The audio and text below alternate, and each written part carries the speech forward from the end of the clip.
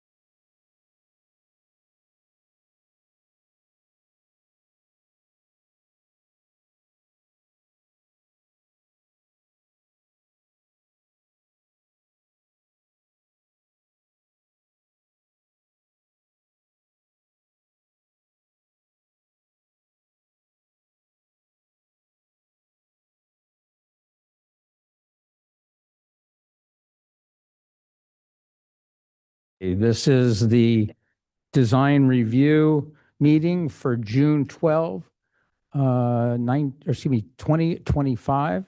Welcome, everybody. So first I'm going to, first we will do the pledge. Jess, you're with the hat on. Why don't you do the pledge? Allegiance to the flag of the United States of America and to which it stands, one nation, under God, indivisible, with liberty and justice for all. Jess, you need to speed that up next time. It went a little slow. All right, welcome, everybody. I'm going to first go through the procedures, and then we'll go to the items on the agenda. The procedures for tonight's meeting will be as follows. First, we will have public communications in which any member of the public can address the board on items not agendized, but within the purview of the design review board. Comments will be limited to 2 minutes per speaker. We will then go to the consent calendar. After we do the consent calendar, the board will address whether any changes in the order of the agenda should be made. After that, we will proceed with the regular order of business. I will introduce an item, the address, the design review number. While I'm doing that, the applicants will take their seats at the front desk here. The board will then give ex parte disclosures. The staff will then present summary presentation and comments.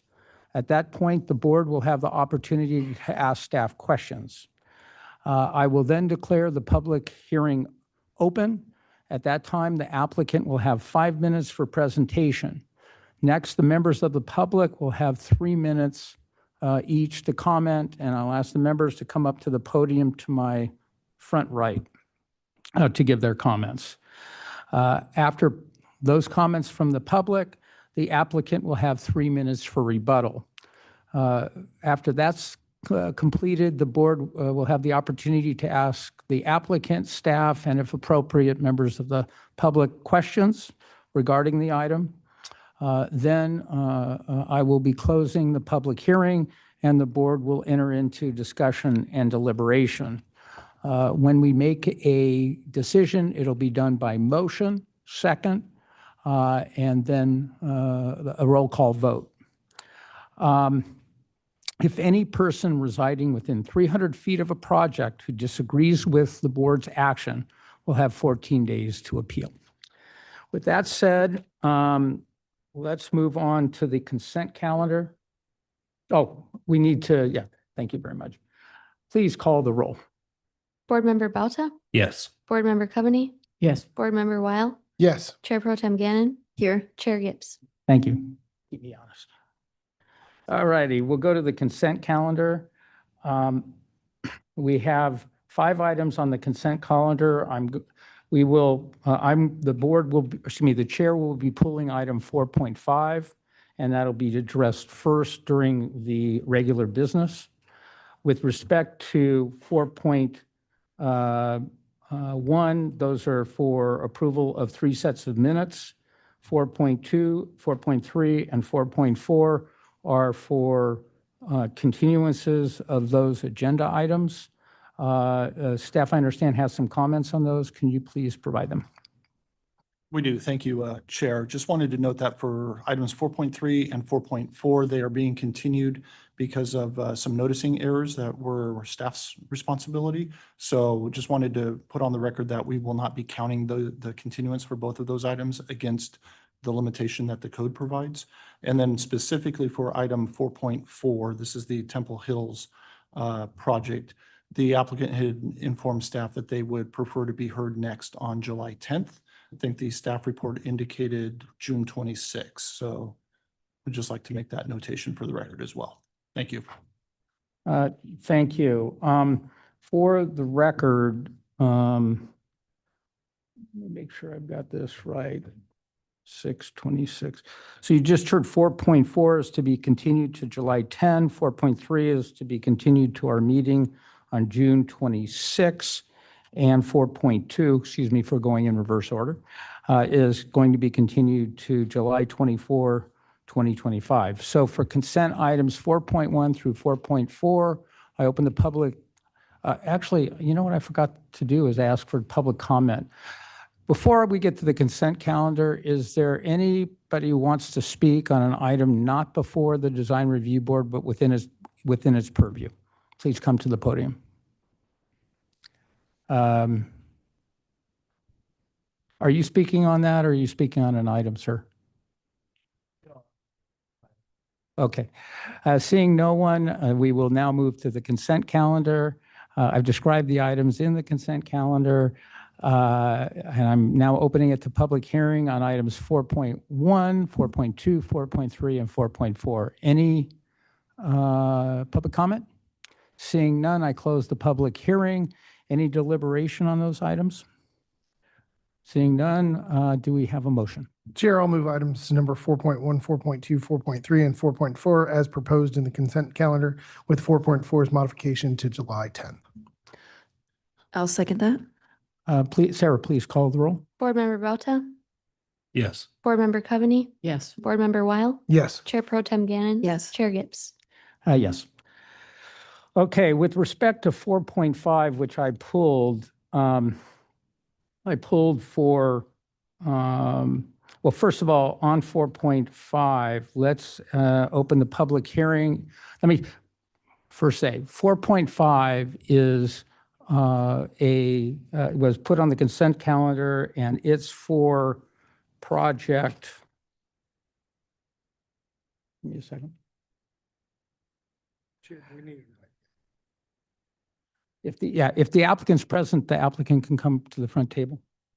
The project is for 1560 Bluebird Canyon Drive, Lot B, Design Review 24-2509, Coastal Development Permit 24-2510, Revocable Encroachment Permit 24-2511. Is the applicant here? There he is. We called your item.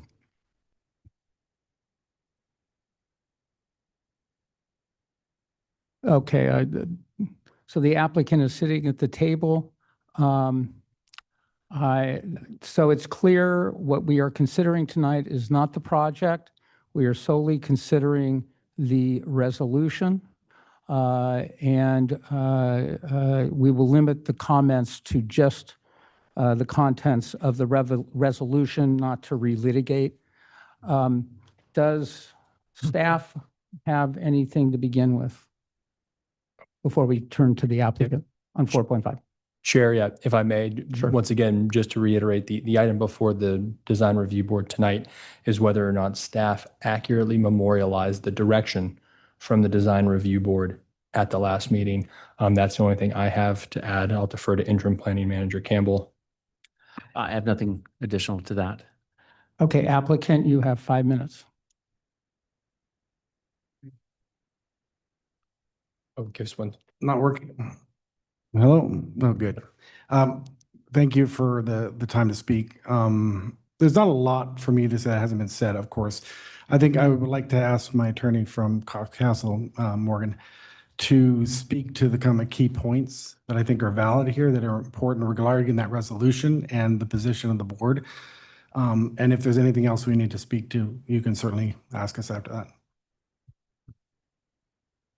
Thanks, Dave.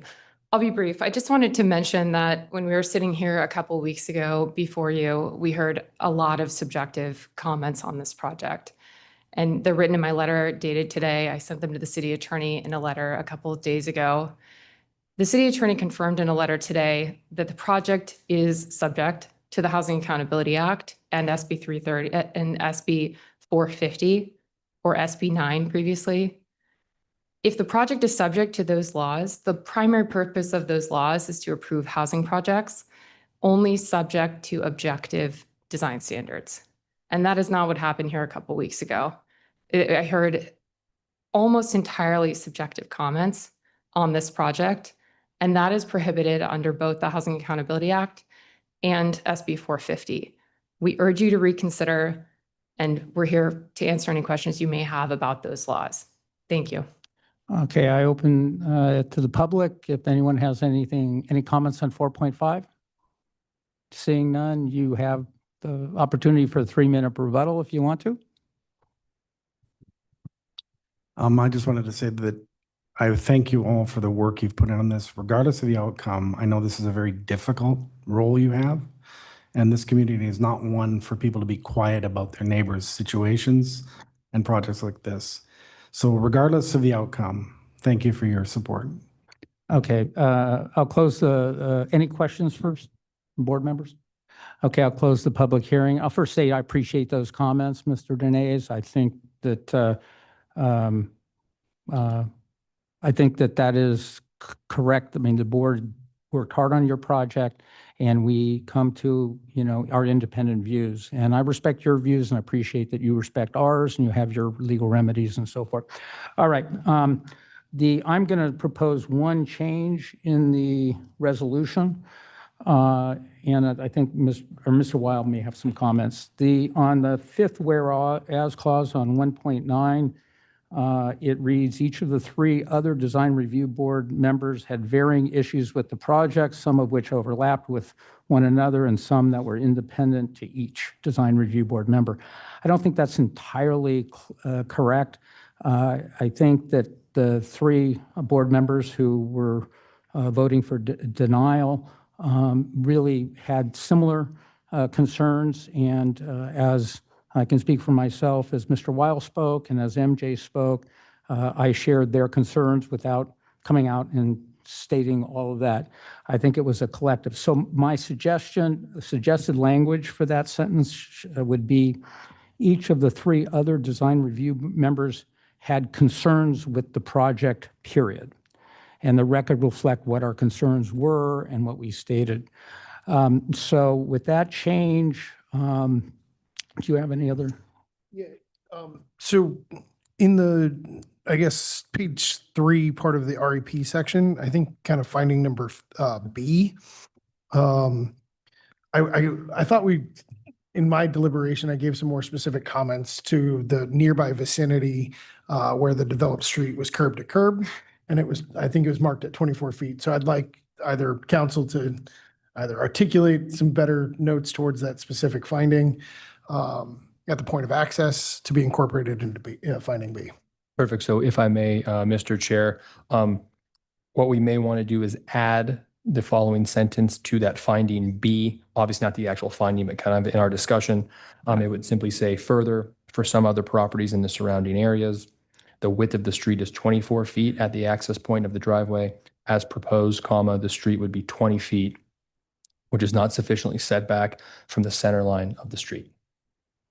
Does that work? Works for me. And then as long as it incorporates like the safety of the, I mean, Yeah. it's just part of the earlier finding, I accept that.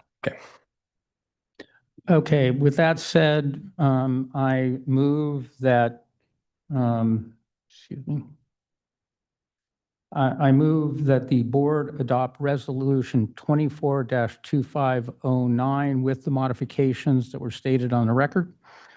Denying design review 24-2509, coastal development permit 24-2510, revocable encroachment permit 24-2511, and finding said action exempt from CEQA guidelines pursuant to 15270. Second. Can you call the roll, Sarah? Board Member Bauta, No. Board Member Coveney, Yes. Board Member Weil, Yes. Chair Pro Tem Gannon, No. Chair Gibbs. Yes. Okay, so with that done, we are going to go to the regular agenda. To begin with, do we have any suggestions for changing the order of the agenda items? I was just thinking maybe 5.3 be moved up Yeah, ahead of the Zell one.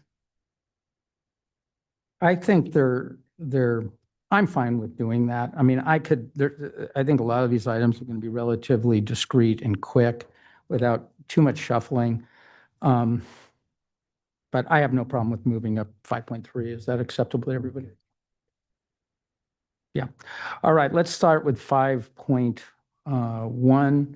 This is, Warren Hutcherson, if he's here, come up to the table. This is 5.1. 5.1, 5.3, 5.2. Yeah, we're going to go in that order. So 5.1 is 175-177 Drummond Drive, design review 24-1742, coastal development permit 24-1743, variance 24-1744. Ex parte, please. Chair, I visited the site and previously spoke with Warren Hutcherson and Steve Cortani. Same here. Yeah, same here. Same as reported from the last one. Yeah, I haven't done anything since the last meeting, but I did the same prior to that.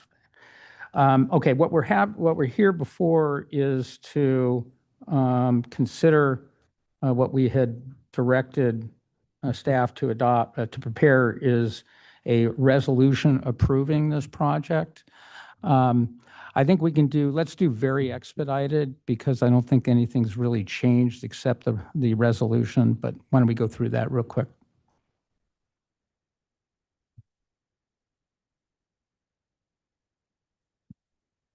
Thank you. Good evening, Chair Gibbs and Design Review Board members. I'm Heather Stevens, Senior Planner. Yes, this is a request for Design Review Coastal Development Permit and a variance at 175 and 177 Dumont Drive. And again, yes, this was continued from the May 22nd DRB hearing. So at the May 22nd hearing, the Design Review Board or the staff had recommended that the board deny the variance. However, the board did determine that there are special circumstances applicable to the property and that the strict application of the zoning ordinance height standard would deprive the property owner of privileges enjoyed by others nearby.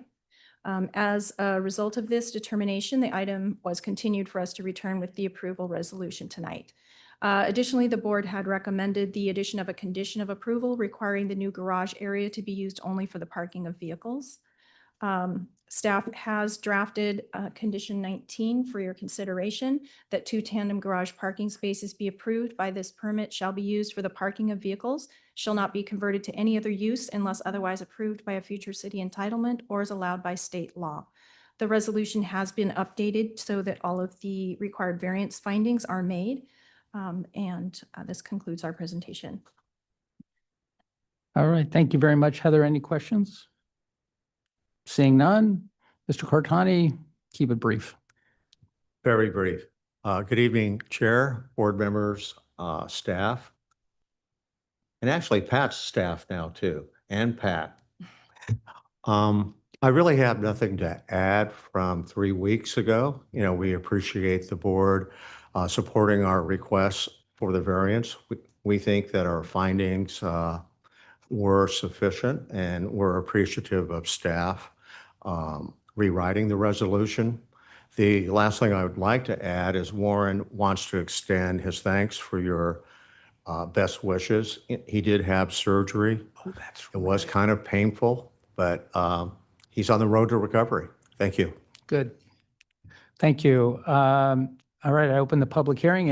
Anybody who wish to speak on this item? Seeing none. Steve has no further comments. Any questions?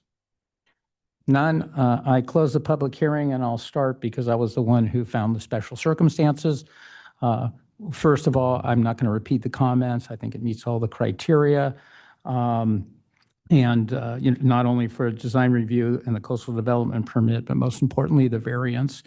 And I think a resolution prepared by staff correctly provides the special circumstances that render the variance appropriate. I won't repeat it, except to say that I support the project and the resolution.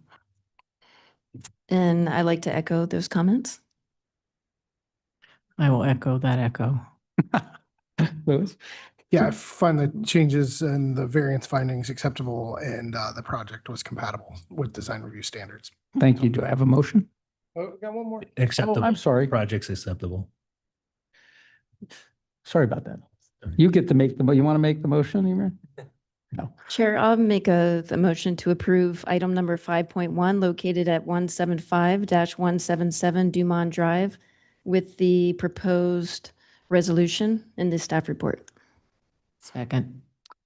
Sarah, please call the roll. Board Member Balta, Yes. Board Member Coveney, Yes. Board Member Weil, Yes. Chair Pro Tem Gannon, Yes. Chair Gibbs. Yes. All right, very good. All right, I'm going to call 5.3. That's 2878 Chillon Way Street. And it's for design review 25-0746. I think we can do this on an expedited basis. We'll agree with that. First ex parte. Visited the site and spoke with the owner, Jennifer. I visited the site and spoke with Steve Hartman. I visited the site and spoke with Steve Hartman as well. I visited the site and spoke with Steve Hartman as well. Me as well. All right. Claire, floor is yours. My computer is lacking. Okay, it's up now.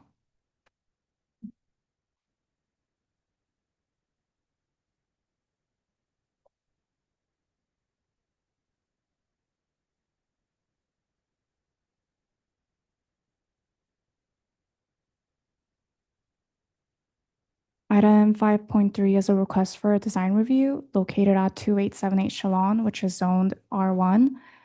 The proposed project includes retaining walls, patio, fireplace, a 3,350-gallon in-ground spa, and 50 cubic yards of grading located outside of the home's footprint in the rear yard. No public correspondence have been received. Staff's recommendation is to conduct a public hearing and adopt Resolution 25-0746, approving design review 25-0746 and finding said action exempt from CEQA pursuant to 15303. This concludes my presentation, and I'm available for questions. Any questions of staff? None. Applicant, you have 5 minutes.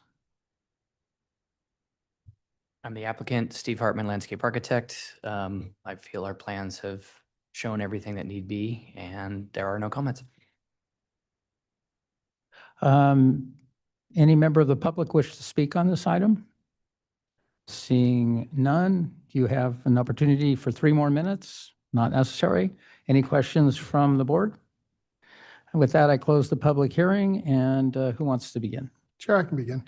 I find the project to be design review compatible. It's small in nature. The pool and spa are in the right, or the spool abbreviation SPA is in ground. The equipment's in an acceptable location. The improvements to the backyard are primarily landscaping, and they're very consistent with the neighborhood.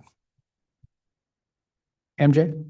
Yeah, I agree that I see this with reaching all design review criteria. There's no view equity issue. There's no privacy issues. It's a relatively modest project, so I can get behind it. And I'd like to echo what my two board members just said. Eber? Same here. Yeah, agree with all the board members. I agree. Do we have a motion? I can make a motion. I'd like to make a motion to approve item 5.3 for 2878 Chelan Way Street. Is it Chelan Way Street? Okay. Approving resolution 250746, construction of walls, patio, fireplace, in-ground spa, and grading outside of the building footprint, finding it exempt pursuant to section 15303 of the CEQA guidelines. And I'll second. Sarah, please call the roll. Board Member Bauta, Yes. Board Member Coveney. Yes. Board Member Weil, Yes. Chair Pro Tem Gannon, Yes. Chair Gibbs. Yes. Okay, the next item, you're excused. Congratulations. 5.2, which is 2840 Zell Drive, Design Review 23-0834, Coastal Development Permit 24-2429. Let's do ex parte, please. This is for Zell. I drove by the site and spoke with Steve Cortani. Did a site visit with Steve Caratani and architect David Parker. I also met with neighbors Nancy Lindsay and I walked Melinda Morgan's house. Louis? Melinda? It was Melinda, right? Melinda. Melinda, okay, I didn't get her last name. So Steve Cortani, Melinda, and the Lindsays. And I did the same, but also with David Parker. I met with David Parker, Steve Cortani, with Evan Lindsay and Melinda Cartenis. I'm mispronouncing that name, sorry. All right, staff report, please. Good evening, Chair Gibbs and members of the Design Review Board. I'm Kate Kazama, and item 5.2 is a request for a new single-family residence, attached two-car garage, elevated decks, grading, retaining walls, new vehicular access, and landscaping. An attached ADU is proposed on the lowest level, which is not subject to design review, but is subject to a coastal development permit. It should also be noted that the property is located within the coastal exclusion area. Therefore, the primary unit is not subject to a CDP tonight. The board previously heard this project on January 23rd, 2025. At that meeting, the board generally found the project to be neighborhood compatible and achieve view equity, but identified areas for improvement. After considering the neighbors' concerns, the board continued the project with direction to propose a slight reduction to the overall program of the residence, to pull back the elevated deck to provide more privacy for the neighbors, reduce the amount of glazing and or incorporate frosted glazing, remove the chimney projection on the roof, identify maximum tree heights for proposed landscaping, and to provide additional grading information. The next several slides will show the changes between the first and second hearing. This slide illustrates the grading reduction at the rear on the garage and ADU level. This is resulting in a minor reduction of floor area, which would be utilized as crawl space and mechanical storage. This is the main floor level. Reductions are proposed near the front corners of the structure, shown in red. This is the uppermost floor level. The blue shows the reductions for the deck, and the area shaded in red shows reductions for the living area.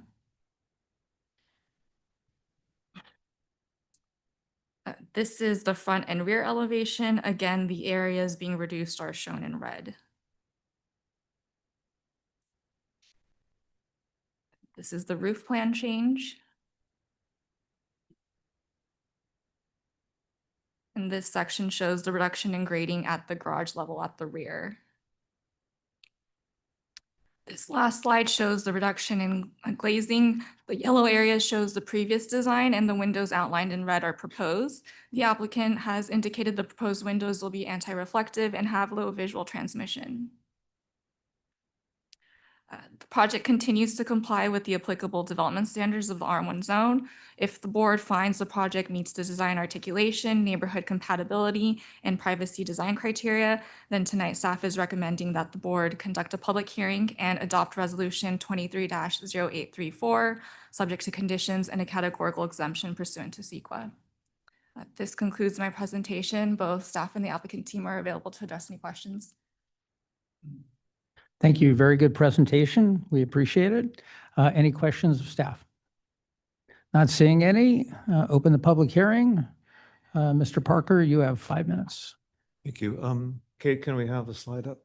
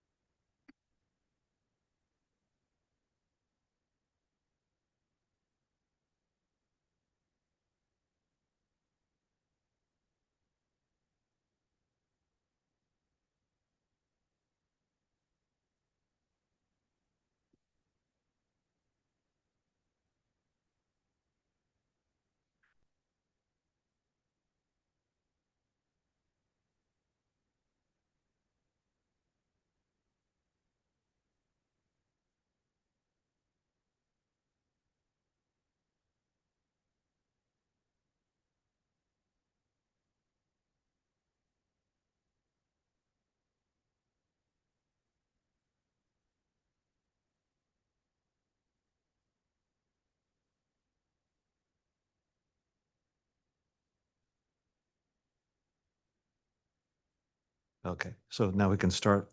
Thank you, Kate. Good evening, board members. I'm David Parker. I'm the architect for this project. I'm here with my client, Mr. Bouvan, and his family back there. Thank you for all of you that took the time to meet with us and consider the project. And thank you, Kate, for all your hard work putting together the staff report. Last time the board was very receptive and even complimentary to the project, but there were some concerns. Next slide, please.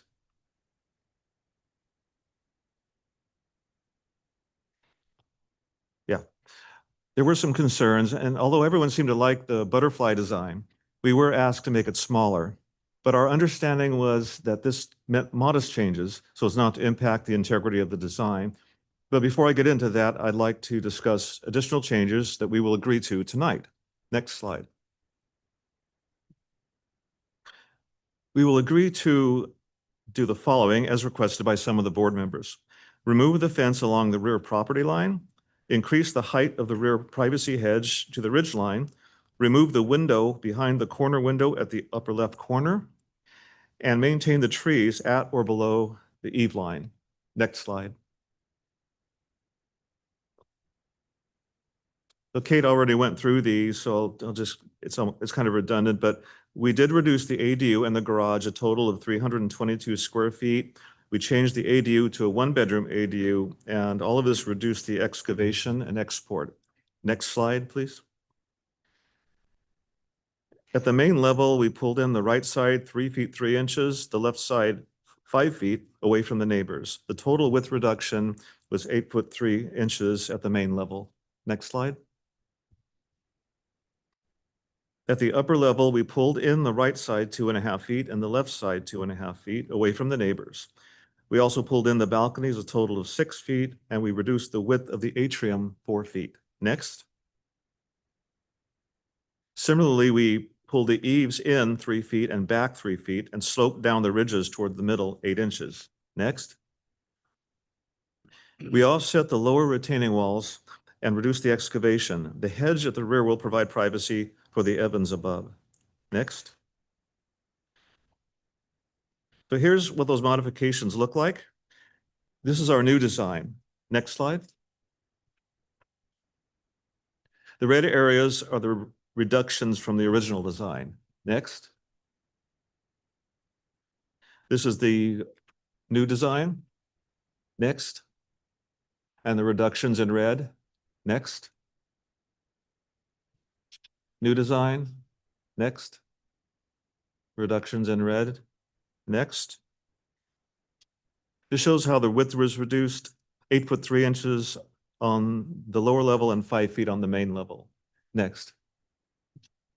Now, this is the before picture. Next.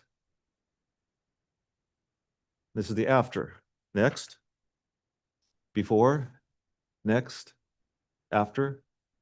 Next. Before. Next. After. Next. Before. Next. After. Next. Next slide. Finally, we reduced the glazing at the front, as Kate mentioned, 27.5%, and on the left side, 19%. We're also using high-performance glass, AR and low VT to minimize light and glare. So we believe that these changes have reduced the appearance of mass and scale significantly, and that our design conforms with the pattern of development on the street. And now Mr. Bavan would like to say a few words. Good evening, board and board members. Second time I am here. I want talk about our story a little bit.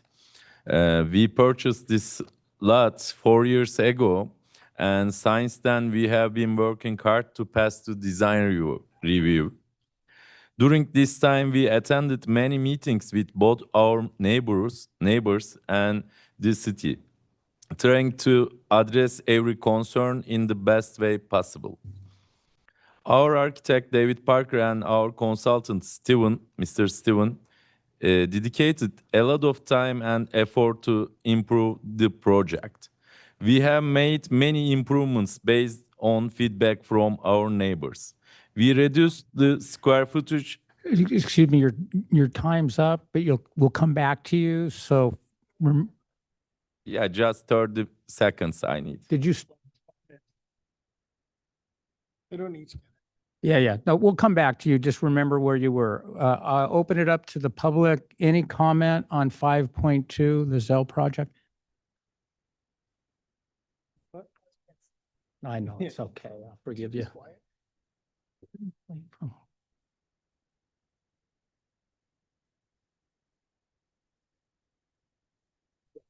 Okay, you each have 3 minutes. Okay. Please state your name if you could before you begin. Sure. We're Evan and Nancy Lindsay. We've lived in a 2849 Chateau for over 28 years. And this is our second time here as well. And we have not heard from you guys. But anyway, in all the years we have lived in our home, we have cherished the quiet, serene nature of our neighborhood. Revised, resubmitted drawings have changed the second level to be a living area, great room, and kitchen. The east rear wall elevation indicates glass doors. When opened, it will be larger size than a 3-car garage opening. The sound created from this floor and proposed patio will be waves of sound entering our home. This will have a very negative impact on our privacy. We request the Design Review Board require the applicant to reduce the door opening width and height and remove the rear patio to protect our privacy. The revised redesign is still too massive and out of scale to the size of the 5,030.6 square foot lot. It exceeds any of the home's square footage on Zell Drive with that size of a lot. The applicant was directed at the last Design Review Board meeting on January 23rd to reduce the size and square footage of this project. The 460.67 square feet reduction for the total building area from the previous submitted design is minimal. The site excavation. The 973 cubic yards for a pre-graded lot is still extreme. The total reduction of 59 cubic yards from the previous submittal is minimal. The jackhammering of the sandstone of the entire site starting 5 feet from our property, it could shake, rattle, and possibly cause structural damage to our foundation and building frame. The amount of dust and debris would be in the hundreds of cubic yards. This would cake our home and plants in a constant film of dirt. We request the Design Review Board require the applicant post a bond to cover all damage expenses to our and all neighboring properties, impacted repair costs. We request the Design Review Board reject the amount of 973 cubic yards of sandstone to be excavated. Rear property. This area of the proposed design is of great concern to us. The existing properties at 2832 and 2850 Zell Drive do not have rear patios or metal fencing. You have 30 seconds. Oh, It's okay. a yellow light. On that side of Zell, several homes have not made any excavation to the existing slope. This allows for open space for public and utility equipment access and easement. We request the Design Review Board require the applicant to redesign the part of the project within the existing slope. Thank you. Thank you. Necklace is beautiful, by the way. All right, next, please. You did Next. well. Hi, Go I'm ahead. Evan. I want to take over here at the landscaping part of it. At the last Design Review Board meeting on January 23rd, Tom Gibbs asked the applicant's architect, David Parker, if he could change the landscape plan to address our stated concerns. David said he could, and he did not, because the resubmitted landscape plan has the same plans as the previous submittal. The specified trees at the side yard and rear hedges, if not maintained, would become a dense green shield blocking the majority of our ocean view equity. We request the Design Review Board require the applicant to resubmit a landscape plan, the revised plan to specify trees that have a maximum mature height that does not exceed the roof ridge. We recommend for the trees a crepe myrtle. And there's a botanic name here that I don't want to try to pronounce. And then the other is that any hedge plan specified for the rear of the property has a maximum mature height of 4 feet. We recommend Black Hawk's big blue stem grass, that no plant will obstruct our view equity. Roof design. Revised resubmitted drawings have changed the roof design. The new roof design is more complex and has placed the ridge closer to the west. This change has impacted our view equity. We request the Design Review Board require the applicant's architect to use the previous roof design submitted that we were in approval of. The applicant architect, David Parker, has not made any attempt to meet with us or our neighbors during the resubmittal process. Therefore, none of our previous comments and concerns have been addressed in the submittal, nor have we ever met with the owner of this lot. We request the Design Review Board require the applicant to resubmit the drawings to incorporate our noted concerns. Once again, I want to thank all those who came to our home to do the site visit, and we appreciate everything you've done. Thank you for your attention on this matter. Thank you very much. Next.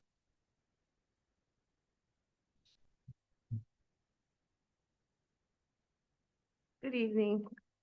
I'm Melinda Kartsonis, and I live at 2832 Zell Drive. And I would like to thank the members of the Design Review Board that came to my home and reviewed it. So thank you all so much. I sent a letter. I hired an engineering firm, IWA Engineers, and they looked at the property. And my number one concern is the excavation that they want to do to build the underground garage and ADU unit. I'm so concerned because it's deep. They're going into hard bedrock. The force and energy of that jackhammering to remove that much dirt will likely damage my home.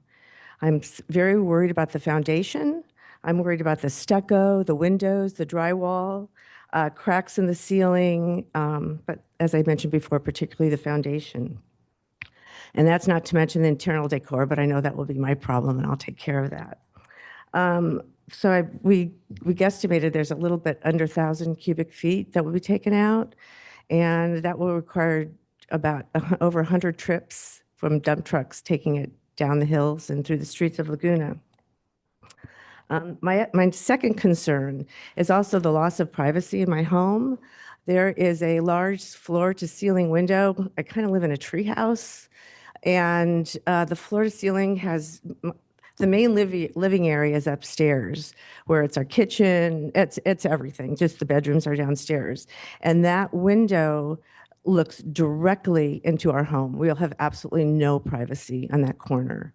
So it's a floor-to-ceiling, significant size window, and I'd really like that to be considered to being changed. And I'm also concerned about it's just a huge, massive design for such a small lot. And that is a concern. So again, I thank the board for listening to my concerns. Thank you.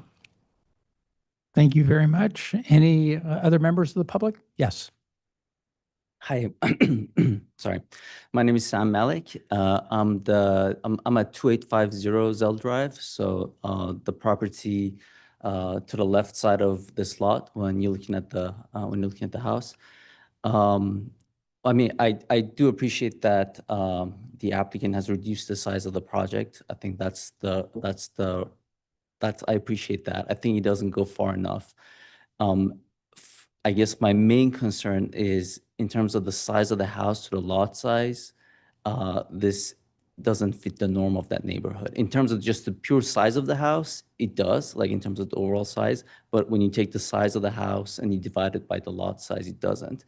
And the reason that concerns me is because of what my neighbor was just saying, is the amount of dirt that they have to remove from this lot. They essentially have to remove an entire floor worth of dirt, few feet from the foundation of my house. And I know this is mostly an engineering concern, but it's also, I think, a design review concern, because if you allow him to build a house of this size in such a small lot, then that entails them removing all this amount of dirt from a few feet from the foundation of my house. So I'm not against big houses in the neighborhood. It's just like when it's right next to my house, few feet from my house, and they're gonna have to remove an entire floor, which could be, I don't know, 12 feet of dirt that has to be removed few feet from my house. That concerns me. So I think the way the design review can address that is by trying to reduce the size of the project, because if you reduce the size of the project so that they don't have to remove as much dirt right next to the foundation of my property, I think that would help. Thank you very much for your time. Thank you very much. Any other member of the public? Seeing none, the applicant, you have 3 minutes. You can complete. Thank your you, and thank you to the neighbors for their comments. If the board can find a way to make conditions of approval for the modifications to the landscape plan that Mr. Evans requested, we would be amenable to that. Alternatively, we would be willing to submit a landscape plan for separate review. We don't have any problem with any of his requests for the landscape plan. Regarding the concerns over excavation and disturbance, it's a very valid concern. It's completely understandable. I would be concerned myself. However, excavations of this type are not at all uncommon in Laguna Beach, and there are ways of mitigating it. Peter Anderson, the geologist on our project, wrote a letter. I'd like to read some excerpts from it. He recommended ways that the project could be carefully monitored to maintain a lower level of vibration and mitigate damage or potential damage to other properties. So he says, it is our experience in the area that the bedrock is rippable and will readily excavate with heavy-duty equipment. No blasting or special measures are anticipated to be required at this time to reach the proposed foundation grades. However, due to the dense nature of the underlying bedrock material, we do anticipate some vibration and sound pressure during grading may be potentially disturbing to occupants of neighboring properties. If appropriate equipment and experienced operators and contractors perform the excavations, it is unlikely that such vibrations will be sufficient to promote structural damage to the vicinity.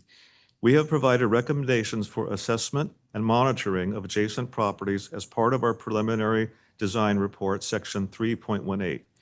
We recommend pre-construction assessments and vibration monitoring of the adjacent properties be performed during grading.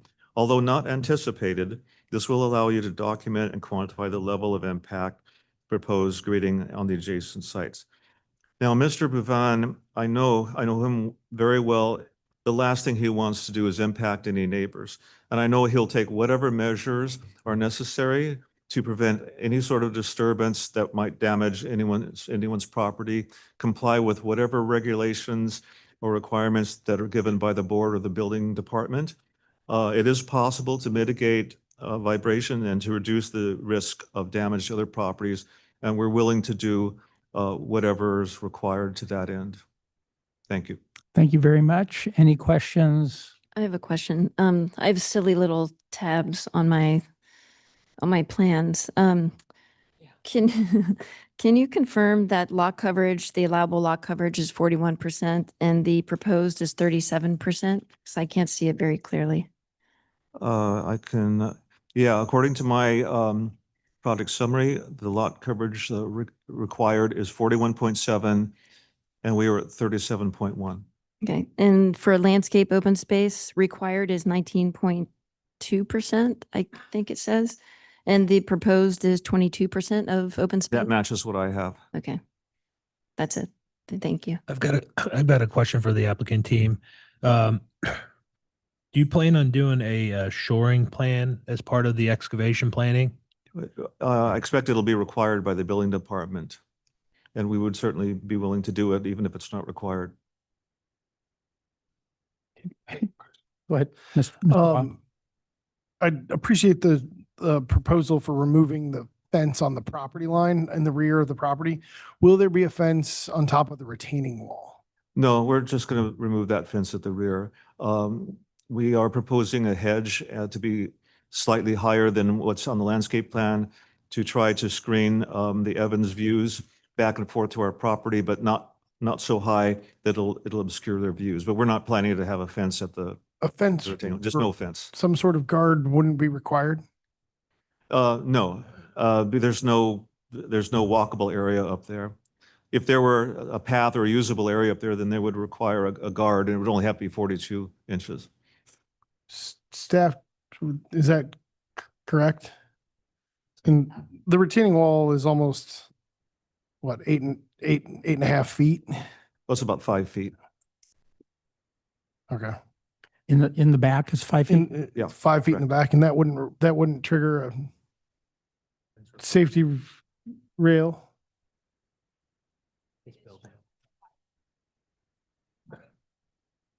That's the retaining wall at the rear, correct? Yeah. The height is shown as 5.3. And your question is whether A fence or a handrail or something needs to be there for the drop off. it's not a zoning requirement. Okay. All right. Just confirming. Thank you. Mr. Chair, the building code would regulate that issue, and I don't know the answer if it would be required or not. If one is required by the building code, then it would have to be installed, but I don't have the complete answer here. Any other questions? I've got another. Go ahead. I've got another one. In the letter you sent to us this morning from the geotechnical engineer, they reference a report. Was that submitted? I don't know if that's a question for staff or not, or maybe it was received before, but they do reference a section 3.18 in a preliminary design report. I'm assuming that's going to be submitted to the building department? Yes. Okay. MJ? Yeah, I have a couple of questions. First, Mr. Lindsay had mentioned that the roof design moved closer to the west, the height changed. Can you address that? The height of the house, of the roof did not change. We changed the configuration of the ridges. The two ridges on either side slope down, and then we have a ridge that's perpendicular, but that ridge does not exceed the height of the original ridge. After the last hearing, Mr. Bouvin said, "I like the butterfly idea. Can you do a little more with it?" So I tried to make the roof a little bit more related to the butterfly wing design. That's why it looks like that. The other question I have is Ms. Kartsanis mentioned the windows facing her, those two sets of windows. I know you have the small window, you changed that one to a smaller window. Then there's two other, are they French doors coming out to patio? I'm sorry, MJ, I'm having a hard time hearing you. The side next to Ms. Kartsanis Yes. to the right, I don't know, to the south, I guess. There's two French doors or double doors coming out to patio there? There are two double doors. Each of those are coming off of a bedroom. But we have screening trees in front of that and screening shrubs in front of that to protect the privacy of the neighbor. And what are those shrubs? Sorry? What are those shrubs and how high do they go? Are We they have latticed or are they just? on the landscape plan, we have a note so the trees will be maintained no higher than the eave. So to protect people's views, we'd even be willing to make them lower if that's required. And in just a minute, let me look up the type of hedge that we have there. It's a privet. We're specifying a row of privet. So they'll be relatively high when you plant them. They won't be 3-foot privets. They'll probably already be relatively high. The privets 6 feet. are, it's a hedge and it's in front of It's really in front of one of the doors. The other one, there's a stairway in front of it. We can't plant anything there. So it's really protecting one of them. Okay, so Uh, that privet will be 6 feet. Okay, thank Because you. it says You can make 5 it feet. however high. It says says 5 maintain feet at on the 48 plan. inches. That was just Steve just gave me. Yeah. Okay, perfect. And then in keeping with the pattern development along that street, it appears most of the houses, at least the ones adjacent, are actually into the back knoll, I don't know what you'd call it, as opposed to having a patio in the back. It looks like everybody above has a small patio, and then everybody below is into the earth there, and their patios are on the front side. What's your explanation there? Because Well- it does feel like it could be a privacy and a very activated area. Those houses were built some time ago, and I don't know why most of them don't have patios back there. There are other houses that on the street that have rear yards and patios, the newer ones. And it's just it's the only available space outside for usability. There really isn't an opportunity to have a patio in front that's usable.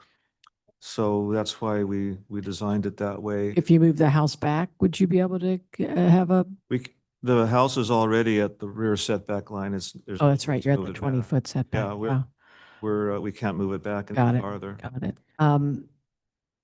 And then as far as the landscape plan, it's disappointing that you didn't meet with the Lindsays. I think they had some pretty good call outs there. Are you, you mentioned at the beginning of these comments that you were willing to make those adjustments specific to the plants that he called out and the heights that he requested? Is my understanding? Yes, we don't have any objection to what Mr. Evans requested. So the blue stem grass and the crepe myrtles, you're cool with all that? And the heights mentioned? Yes, I assume that he would like to have a hedge as long as it doesn't block his view, but that's really up to him. Yeah, the hedge 5 feet or 6 feet of the privet? Well, it's noted to not exceed the height of the ridge, and it results in a hedge that's approximately 5 feet, give or take a few inches. Okay. Any other questions? With that, I close the public hearing, and on this one, I'm also going to begin, but the last one I'll begin tonight. The reason is because at the last hearing, I requested the geological reports because I was concerned about it.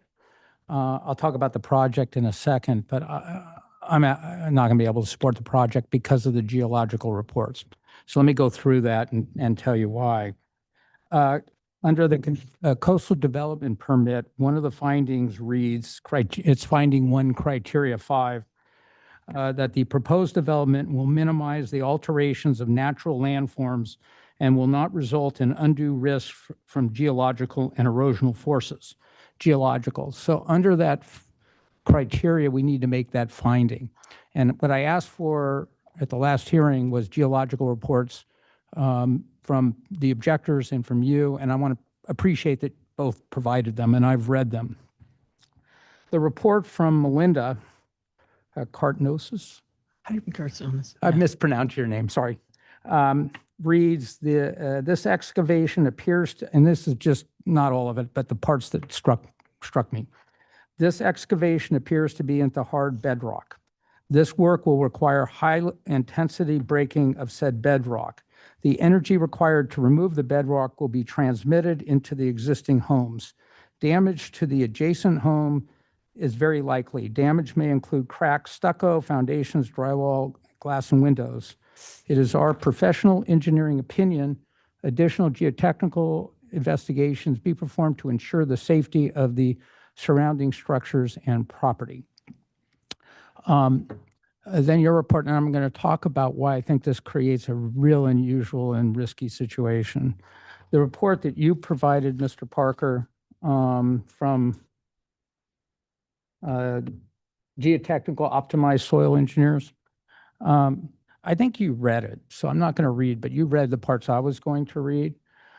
It doesn't, among other things, it recognizes that this is bedrock and hard. And when I was at the site, it looked really hard. and that you will need heavy-duty grading equipment. Fortunately, you're not going to use dynamite, so I appreciate that. But heavy-duty grading equipment, no blasting, thank you. But however, due to the nature of the underlying bedrock material, we do anticipate some vibration and pressure. So I think it's a question of degree. And then this statement concerned me. It said, if appropriate equipment and experienced, this is a big if, appropriate equipment and experienced operators and contractors perform the excavation, it is unlikely that such vibrations will be sufficient to promote structural damage to the vicinity. Unlikely. That doesn't give, if I was a homeowner next to this project, it would not give me comfort to know it's unlikely, only if you use the best of the best. So what is the problem here? The problem is how much excavation you're doing into bedrock. There's a lot of projects that we allow 1,000 cubic yards, but 1,000 cubic yards of bedrock, and that's being driven by an ADU, which is subject to the coastal development permit.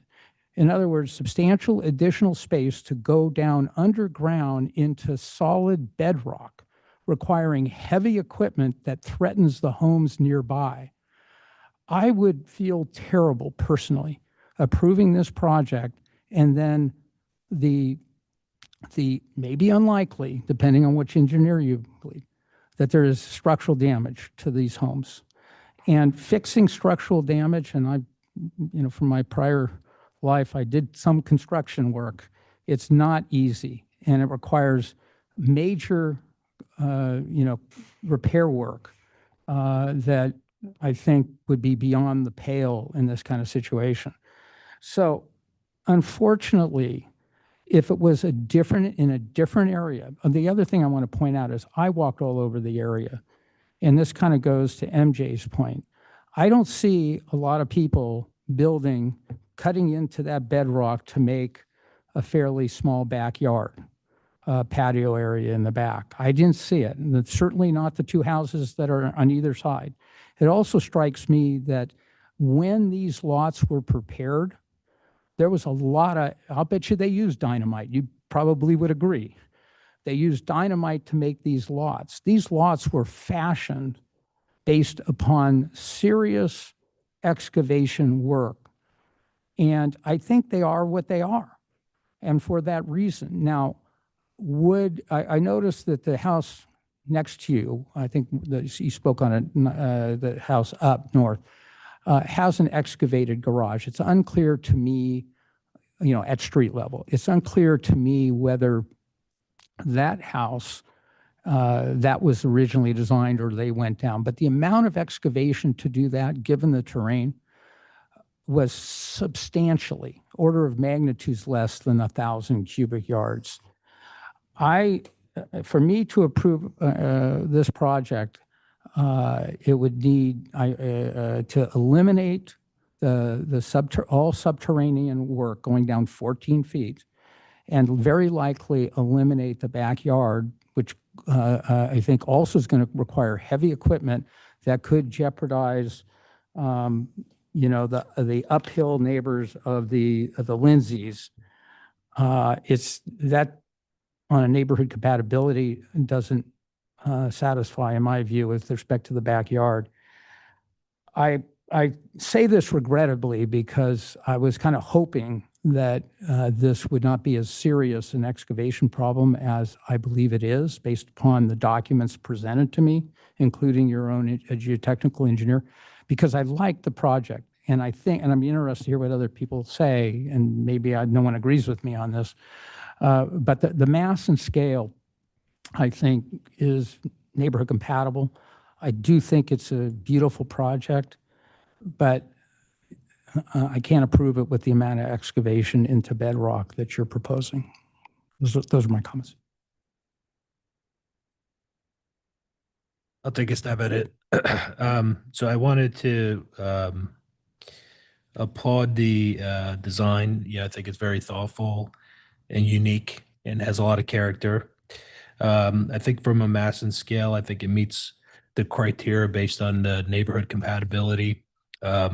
I had a chance to evaluate the size and understanding the ripping from the preliminary note from the soils engineer.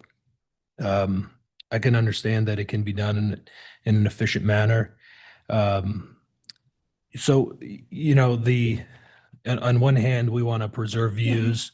On the other hand, we want to reduce digging in depth. So I think when you combine those two and you look at that site specific, if we were to go up and the program were to go up, which they would, you know, the applicant team would be able to do, I don't necessarily believe that would balance the site. I think the excavation is warranted for the site conditions, being that there's a large mound accessible to the street, to the curb. It's you know, I think you know, from my standpoint, I think that's a valid reason to take it down. I appreciate the applicant team coming forward with the landscape plan revisions. I think that was one of the major concerns from the rear neighbor. The addressing of the privacy. I did see that there was a yard in the back, and I did note that there are also 2 balcony decks up front. And I don't know about you guys, but I usually spend time in where the ocean view is. So I try to, you know, put myself in the owner's shoes and see. I don't believe that they'll be back there all that much, even though it's a pretty quaint place. You know, and then not to mention the steep grade drop from the neighbor's house down. I don't believe privacy is all that you know, impactful. Same thing with view equity. I don't think there are any view equity issues. And I think the driving force behind that is the fact that they're going down as far as they are. I think, you know, I'd like to see a soils report. You know, I don't know if we have the ability to ask for that, but I think it doesn't hurt at this point. But being that this is the second time around that this is coming and we have the note reference to a soils report, I imagine that report's done in a professional manner and will meet the building official requirements at a future time. But so for what we can comment on from the building items, you know, if they make the changes with landscape, I could approve this tonight. Louis? Yeah, no, I appreciate the comments of both of the neighbors, and I can relate to the concerns. I think and then I also appreciate the applicant for really working on, you know, some of the issues to make the program a bit better. You know, I think the butterfly design, I think, works in a couple of creative ways. It opens up the views through the front angles of other neighboring houses, and it also points your house away from the next door neighbors' houses as they have some decks and some elements. Not to say that there aren't, you know, existing privacy issues between the existing neighbors with the empty lot. I don't see this to have any more significant impact as proposed than what would be reasonable for a project. I think the couple of modifications of removing the one window on the left side of the project, or on the north side of the project, provides a little bit more privacy for the more intimate areas of the bathroom, of the private bathrooms and the master bedroom to the neighbor to the north. To the neighbor to the south, because they have the garage and there's actually a significant amount of distance. You're also bringing in the site from design 1 to design 2. I think that those are all elements that help. Also the landscaping, I think we are trying to be mindful that we do get some significant trees that are in between the 2 houses on the side yard setbacks, but without going higher than the roof eave or edge that you proposed. Makes sense because then it maintains the views for the neighbors behind. I think for the roof components, the roof design is unique. It's creative. I think it gives some articulation up there versus other options of being a flat roof. I don't see the roof line having any view impact whatsoever as I've been up there. And so, yes, it's intricate and it's complex, but it doesn't, I think it'll give more of an interest than just a standard flat roof. So I appreciate that choice. As far as the fencing, that was a concern of the neighbors, and I think it's the rightful thing to do to take it away. I think if a fence was required or some sort of handrail was required above the retaining wall, that it should be minimal in nature, something along the lines of a cable rail fence where it's fully see-through, but it meets the requirements for safety, if that's needed. As far as the grading goes, I think if best practices are used as articulated in the geosoils report, we do, a lot of heavy digging throughout Laguna Beach. It wouldn't be any different than other sites. I would like to say that there's a note to the building official on review that they are trying to instill the best practices and recommendations from the geosoil report, and that the note is called out that they do, double check that or triple check it, however that process goes. But for me, I can support the project with the proposed modifications and then the landscape mins and maxes that were established in the proposal, and that the landscaping in the rear be minimal as proposed. Jess? Yeah. And I'd like to echo pretty much what Except me. what Board Member Balta and Weil had to say. I went through my notes, scratching out some things. Improved articulation. This is a much improved articulation for the front of the house. I share Board Member Weil's comments on that. Neighborhood compatibility. Multiple 3-level homes in the area with one being directly next door. And to your point, Chair, the home next door has a 3-level, and obviously there was excavation. So I don't see why the stability or instability would be in question when there's a house next door that already went through it. So as such, it meets the pattern of development, making it neighborhood compatible. Landscaping, I support Board Member Weil's comments on that. View equity, Board Member Balta, I support his comments. As far as privacy goes, the home to the right has windows facing the applicant. The homes are so far away from each other, I really don't see a privacy issue with that. With your floor to ceiling windows towards the front, it's facing ahead of the houses to the right and to the left. I really don't see any view impacts either, or privacy impacts either way. As far as the geo report and soils report, this is the design review board, where we don't have that in our purview we're not trained professionals. We didn't go to school for studying geo reports. Well, Board Member Balta probably did. That goes to the next department once we have an approval. So I can approve this project with the condition of landscape, height limits, and look forward to hearing what Board Member Coveney has to say. Well, Board Member Coveney is struggling a little bit on this one. It's not as clean as I would like it to be. I do think the mass and scale is adequate. It's not as much as I would have liked, but I do think it is in keeping with our criteria enough. I think that your neighborhood compatible. It's a different design, but it's a lot of eclectic homes in that area.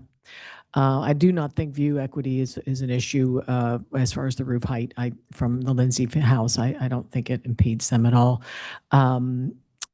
My biggest concern is privacy and the back patio area.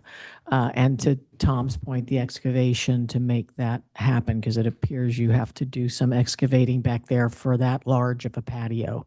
I also don't think that it could be completely managed from a view perspective as opposed to noise, because I don't really get involved in the noise component of privacy so much as I do the view element.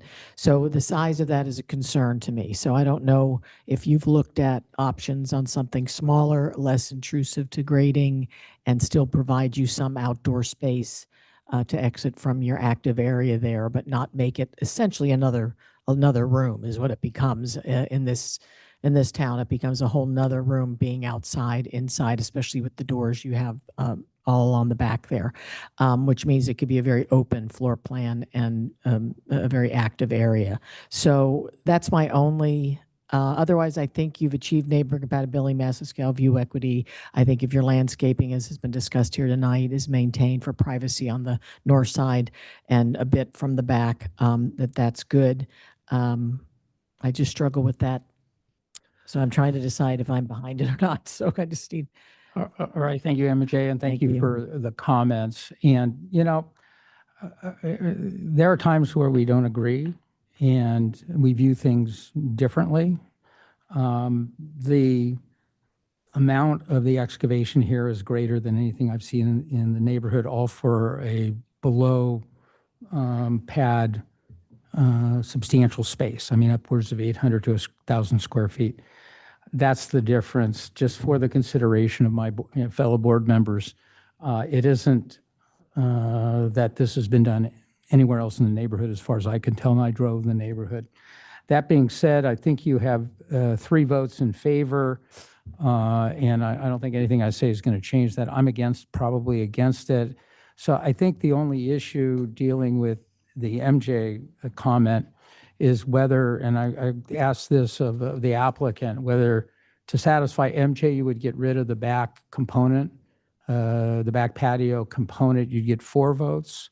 If not, I think I'm hearing 3 votes. What's your feeling on that, guys? That's a great question. I was pondering that. I don't think we'd be willing to get rid of the patio. We might be willing to reduce the rear patio. Is that possible? Yes, I won't make. If we could redline something, I guess the question is how much. This is for you, and feel free to, Oh, work it through, sure. because the difference between 3 votes and 4 votes, if there's an appeal, is the standard of review at the city council. Yes. And I think it could be meaningful, maybe not. I would like to get 4 if we can get 4. MJ, would you want to propose? well, presently, if you would help me out so I don't have to go back and search, what is the depth of that patio right now? One moment. I believe it's 14 feet. I think we probably would rather reduce the width than the depth of it, but Would you consider a 5-foot? So it's more like a Juliet balcony? You can just I think stand they out need- there? I think you need more than a Juliet. I think you need a little bit of space to be able to activate the area. I don't want to steal all their activation off that area, but I just feel like right now, running the length of the house, if I'm remembering correctly, and extending back, it's quite large. Am I right, or is it much smaller than that? 'Cause I see it patio. does go, we're talking about making it smaller. We have stairs coming up on the, There's a fireplace in the back of it, and then, yes. so that patio looks for 812. What if we were to, may I consult with my client for a minute? And then I don't know if there's an area within there that would be the least graded area from however it slopes on the hill. That is, I have an idea, just.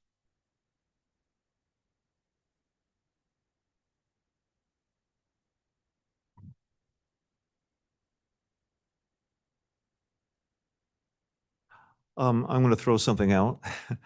If you look at the site plan, you see on the left, on the right of the patio, there is kind of a curved area. Will you give the page number of the site? Suggest, Page David, AO. we take a quick, Or can I walk up wait, there? And can I suggest something? David, can you just show Kate real quick and let her draw it on the visual for all of us Great and idea. everybody at home? Great idea. Because she can red line straight onto this. Yeah. Look at AO. No, instead of trying to It talk gives to- the dimensions in AO. Let's just have you showcase it. Is that all right? That's a great suggestion. Then everybody can see it. All right. We'll await Kate's red lines on the plans. And while they're doing that, board, First of all, you guys, how deep is it? Do you know, Mr. Weil? 14 feet. Okay, okay. This structure. Let me see. I don't like this. I take it word for it. So, 14. well, and then it's like 1-3 right here. So Okay. that's the fireplace is 10 feet from the And which is what they're. what you got to get? I'm proposing that we follow the retaining wall along that yellow line, and the patio would be everything in between that. We have to have obviously access around the building for fire purposes. And on the right, we have to have an access, that stairway coming up. So MJ, But I think this reduces the patio area maybe by, I'm just guessing maybe by 25 to 30% of the usable area. MJ, would that reduction be appropriate? Yeah, again, so it's clear, you're not changing the size of the patio area, you're just reducing the cement area in it. Well, we would be, He's gonna, those areas that, Is the They're yellow lawns. retaining wall, just so I understand, that's where the retaining wall will go? The yellow? yeah, we are reducing the usable area because those curved areas are at the patio level, they're lawns. So in my mind, we're making it smaller. So those areas can't Parker, be just so used. it's clear, the yellow on this plan, that's where the retaining wall is going to go? That's where I'm proposing that we move the retaining wall forward to, on the left and the right, to follow those yellow lines. Okay, all right, I'm comfortable with that. Okay. then on that note, I'll make a motion. Wait, we got to discuss We're not done lighting. yet, you guys. I'm Yeah. going to put it up for last We comment. didn't discuss the lighting. Go ahead. So on page 23 of 23, do you guys see the quantity of lights? Does that work for everyone? When Debbie Neve was here, she was the light expert. What page are we on? I'm sorry. 23 of 23 on the plans. So the last page. Last page. 'Cause there's 4 uplights and there's, let me see. 27 step lights, 19 pathway lights. That seems like quite a lot of lights, So these, even though the wattages are little. We're flexible. You want to say something? Yeah, I'd say, can we make it to where it's just the bare minimum of lighting by code? We'd be happy to cut the lights number in half. Oh, wow. I didn't hear you. What did, They're gonna cut the lights in half. does that work Reduce the number 50%. across the board? Sure. Do we need to identify specifically? Well, I could see Kate again and maybe we can redline that as well on the lighting plan. Can I- Yeah, 'cause the lights just seem excessive. Having a work session. okay. So this,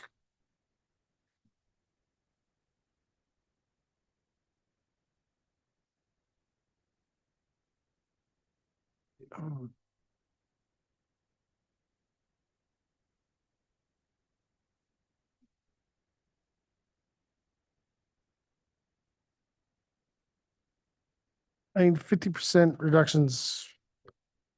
It's a good point. We kind of forgot to look at that.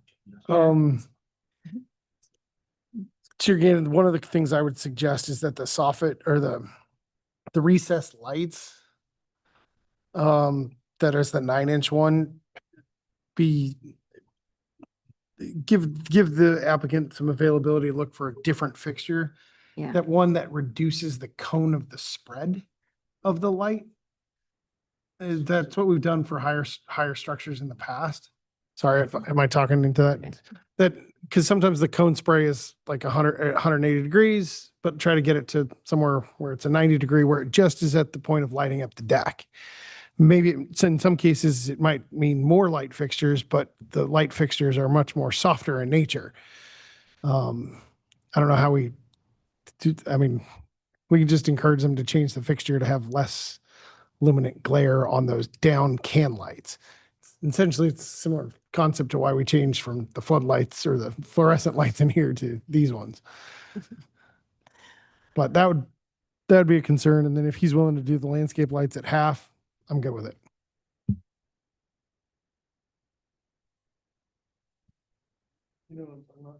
Let's see what Mr. Parker has. So we'll see something here. First of all, let me say, I really appreciate the board's indulgence in working this out. So Kate just crossed out several lights, and I don't think that the lights that we are crossing out is going to have any negative impact on the project. I just try to look at some areas there where we don't really have to have them. And would this still meet the code for minimal lighting? I'm sorry? Will this still meet the code for minimal lighting? Yeah. Safety? Yeah. Okay, I'm good with that. All right, before we do a motion, any other comments? Mr. Lewis, you have the floor. David, instead of reducing the can lights that are the down ones, would you indulge finding a different fixture that reduces the cone? Not a problem. All right. So I'm okay with the can lights so you can light up your deck, but get the cone of the spread of the light to be Right. much more reduced. So it's just lighting your deck. Yeah, that's Okay? fine. The ones you proposed is a full spread. I'm okay with that as well. Okay. So you can keep the ones on the deck, like that are underneath the soffits. I think you crossed off 4 of them, but those can be taken off and just encourage them to find a different fixture. And you can work with staff on that. Okay. Okay. All right, let me see if I can make a motion. I'll move item number 5.2 at project location 2840 Zell Drive.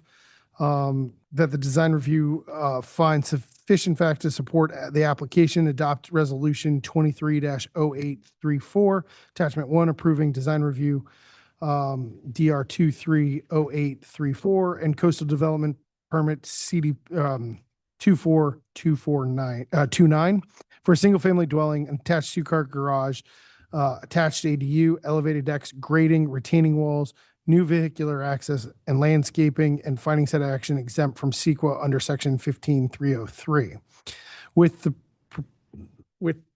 conditions of approval that I'll start with the landscape lighting be reduced in half as crossed out by the planner, and that the soffit lights the fixture be changed to reduce light glare, and you can work with staff on an acceptable fixture.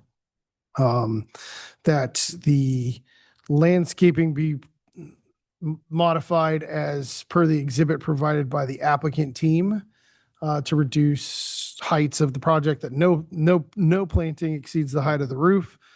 And then the other markings there. As for the one window, it to be removed as proposed by the applicant team in the exhibit on the north side. I'm forgetting. Yes, the retaining wall, the big one. That the retaining wall plans be adjusted per proposed this evening to reflect the yellow lines as drawn on the exhibit with staff, and staff to confirm that in the process.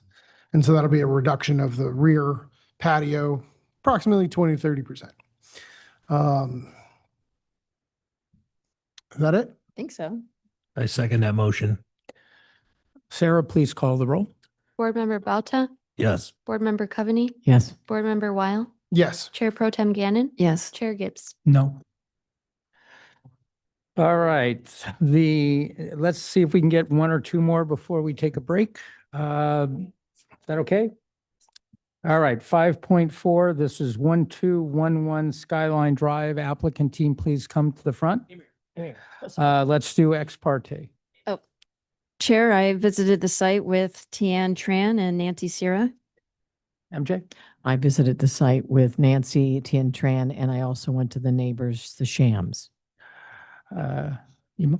I did the same as MJ. Lewis? Applicant team got to meet with Nancy at a site first time. No, just kidding. And then met with the Shams as well. I did the same. Okay, with that said, Ms. Park, you're on. Thank you. Item 5.5 is a request for design review at 1211 Skyline Drive. This is zoned R1. The proposed project includes an elevated deck, new windows and doors, upper level addition within existing roof line, a trellis, a portable spa, and steps and landing. The scope of work is located on the south side of the property. The neighbor at 1217 Skyline submitted a public correspondence raising concerns about privacy, design, and noise impacts from the proposed deck and spa on the west side of the project site. This correspondence is included in attachment 5. Staff has added a condition of resolution requiring the spa to comply with the city's noise ordinance in condition number 14. Staff's recommendation is to conduct a public hearing and consider concerns raised by the neighbor and adopt resolution 25-0746, approving design reviews 25-0746, and findings that action exempt from CEQA pursuant to section 15303. This concludes my presentation, and I'm available for questions. And applicant also has prepared her presentation as well. Thank you. Any questions of staff? Seeing none, very good report. Appreciate it. Applicant, you have 5 minutes.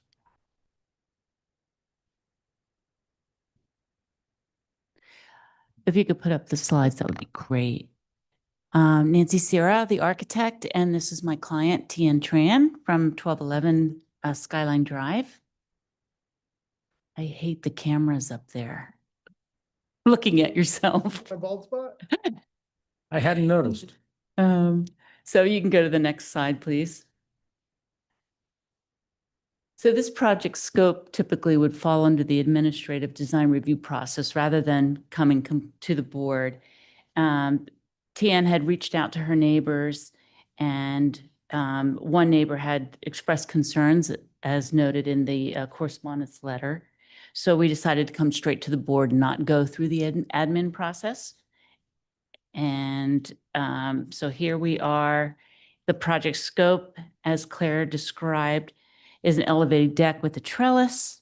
We moved the deck over from the front of the house to preserve a view for the east neighbor. They have this Catalina sunset view under our proposed deck. So we consulted the structural engineer to come up with a design to locate posts and cantilever the outer edge, reduce the area in front of the house. The deck is set back 9'8" from the west property line, which is the setback, and we're proposing a modern railing system.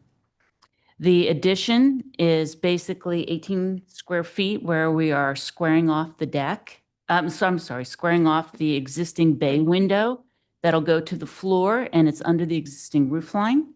We're proposing new doors and a window to access the deck. And then we are proposing a portable spa, which is a self-contained unit. The noise will meet the ordinance. The equipment will meet the noise ordinance. And we're also proposing a solid privacy screen that I pointed out to each one of you. And we'd like to be able to make that higher because once we saw it staked, it did not preserve the privacy for the neighbor or for Tien. Next slide, please. So this is the basic blow up of the site plan that shows the setbacks are 9'8" on each side. Those are the blue areas, which are pretty substantial, and that's because the average lot width requires the larger side setbacks when you take 10% of each side. The east neighbor, their house corner is called out up in the upper right-hand corner. Their house is 1.4 from the side property line. And on the other side, the neighbor's closest point is 2.5 from the side property line. Typically, the narrowest setbacks would be 4 feet, so there's a little bit of tightness. And then the neighbor's window, we've plotted as 4 feet, and there's an arrow showing where that is. And so the deck at the closest point is about 14 feet. And the next slide, please. We wanted to show in this slide, the middle house is Tien's house, and both neighbors have decks that wrap around on the side where she is proposing hers. And looking at the sunset, Tien put the little sunset in the corner.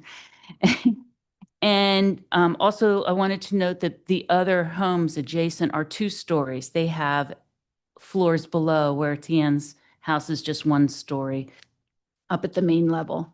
And then the final slide we have is some ideas on the trellis.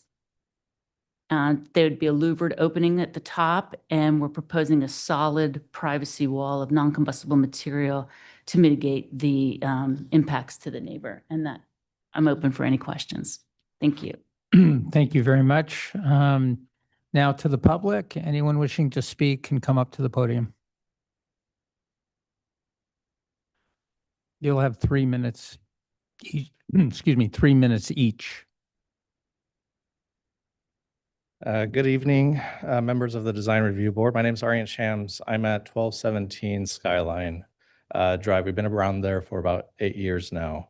Thank you for taking the time to visit our property and the time to review this packet. Our principal objection to this is privacy and noise. I think for those of you who visit our house, as you can see, like when you enter the master bedroom, the window, that corner window points straight at the corner of this proposed deck. This deck is extending 15 feet towards our master bedroom corner. And I had the right side of this bed every night. I would go over, and now I see a corner of a deck with a proposed spa right there. I think this is a very intrusive sort of privacy issue for me to see that right where we're sleeping, essentially, with the TV and everything. So privacy is the number one concern. The other concern is this sort of unconventional design we feel of this side extension of the deck. Most of the homes in the Mystic Hills area, their decks extend on the rear face of the home. This one is extending to the side, which is a bit unconventional. We don't feel there's any substantial view gain from doing something like this. If the goal is to maximize space, there is a lot of space on the bottom floor of this property, the backyard, that could be utilized for these sort of gains of space usage, spa, and all that sort of stuff. It doesn't seem clear why there needs to be an extension of a deck towards our property at the expense of our privacy. So this is one of our concerns. In terms of the images they showed about the wraparound of the deck, our deck on the side does not really wrap around. It's following the side of our property and then turning in. The other neighbors, I had the opportunity to take a look when they invited me to their home. Their deck is on a lower level. It's significantly farther than this sort of deck that's being proposed, that's coming basically right up to our master bedroom corner. I think there's a significant difference there, and this home really was purchased with that in place. That was known at the time of the purchase. We also have concerns about the engagement with us. There was original staking that was extending to the side from the rear face of the property that was changed as a result of the other neighbors. But at the end of this, I just want to request that this deck be pushed back to the corner of their property. We don't want to see the deck extend out to the side. We feel as though this minimum distance is necessary for us to preserve our privacy interests. So we're requesting that the board have it so that the deck goes back to the edge. Thank you very much. Next. Hi, I'm Christine Shams. I'm married to him, and we are the owners. So basically, my biggest concern is privacy, noise. It's just not ideal with either a baby, a toddler, or even sleep to have the main area of the outside use be directly under somebody's bedroom.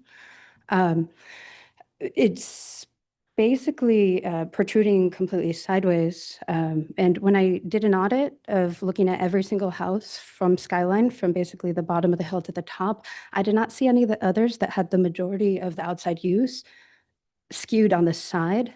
There's sort of an exception. The house opposite her has a giant pool, but it's actually adjacent to 0 neighbors right there.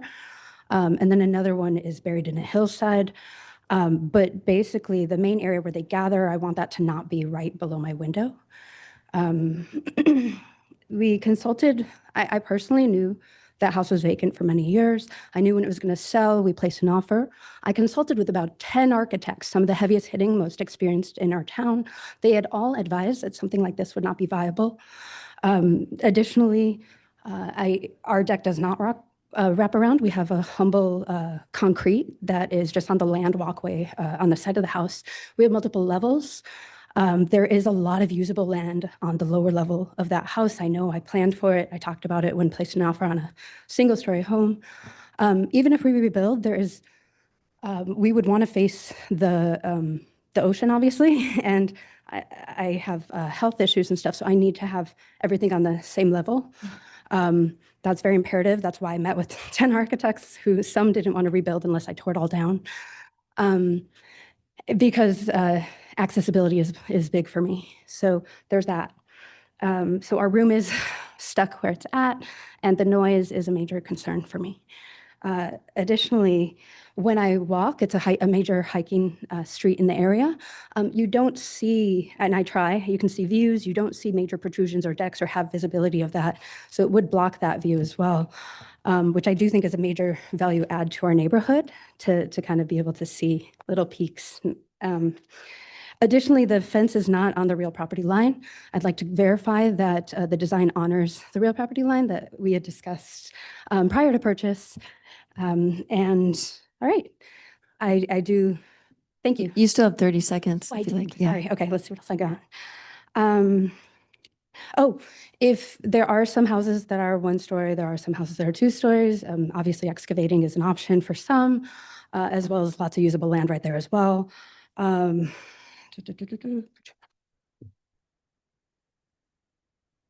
We did compromise. We approved a window that actually moves out, gives them more of a vantage point, but they cannibalized our land while compromising for the other. Thank you. Thank you. Any other members of the public wish to speak? Seeing none, I return it to the applicant for a 3-minute rebuttal. Thank you. Just to respond to some of the concerns, I did show that there were side decks, side patios in the image on our 5th slide. That was both houses next door. So I think that's, we're trying to do the same thing. That is the view side. This house is only 1 story. And to move deck usable space down below, it's not as desirable to leave your living area and go below the house to enjoy your space. So this is space that Tian wants to enjoy. The original staking did go straight out, and we decided to wrap it around to preserve the other neighbor's view. We're aware of the chain link fence because that showed up on the survey. The chain link fence can be removed. The city doesn't even allow chain link fences anymore. It can be removed or pulled back, or a different fence can connect where it is. But so it shows up on the survey if anyone wants to look at that. And excavation below to add on to the home is not what she's proposing. She just wants a deck adjacent to her living area. Other than that, I'm available for any questions. Thank you. All right, real quick question from me. That chain link fence, is that on the Shams property line?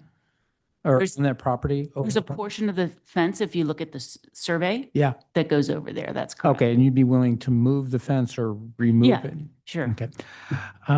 Any questions from board? Okay, we close. Do you have a question? Oh, setbacks. Tell me, is the minimum, because all of our things have these little yellow tabs on them, so it's hard to see exactly the number. The You're- setback, Yeah, I know you said it was 9 something on one, 1'8". but is the minimum 4? Is that what I read? No, when you have a wide lot, you take the average lot. Okay, so width, you're you saying need 10% each side. Okay. So it's approximately 10 each So side. you're within, you're not like giving more. I thought you were No, giving but we more. are proposing right to the setback. Right to the setback. That's what I was checking. Right. Okay, great. I've got a question too, Tom. Go ahead. For the trellis, is it solely above the spa area where the four corners of that square meet, or are you proposing bringing it all the way back to the stairs? At this point, it's just over the spa and it's over the area in front of the addition. And then what is the material of the infill for that trellis, or is it just in rectangular shape, or is there infill trellis panels, and what are the There- sizes of those? They're louvers. They're louvers, and we haven't designed it yet, but we gave some examples in slide 6 to give an idea. Okay, thank you. Sorry, I have one more question. The privacy screen, you mentioned that it's right now you had it at 6 feet. It wasn't doing Right. its job. So how do you propose making it We would make it go 8 feet. That's all it Be in would line be. with the top of the trellis, which is 8 feet. top of the trellis and, okay, okay. And do you know where their window bottoms out over there in the neighboring window? Like, are you going to be right Will be below the window? Probably be like 5'6". Eyes are usually about 5 feet. Uh-huh. Well, maybe not for some of the taller guys, Okay, but okay. yeah, it would be it would be more than halfway up the window that's existing. I just want to be clear. So you're proposing that the privacy screen go to the top of the trellis Yes, and that's 8 feet? that's correct. Okay. Any other questions? All right, I'll close the public hearing. And MJ, you want to begin? Well, this is not as clean as I'd like it to be, but it's workable, I think. So I feel like the side deck is too large. So I think that needs to come down. And if we can work, if once we hear what my colleagues here say, you know, if we'll determine what that is. I don't think we have to drill down to it right now until we hear their perspective, and then Chairman can take us through that. Placement of the spa, we can really only look at a privacy level. If I'm correct, noise is really not in our purview of noise. Noise Is is absolutely, Equipment excuse would me, be, yeah. just a noise is in our purview under the privacy criteria.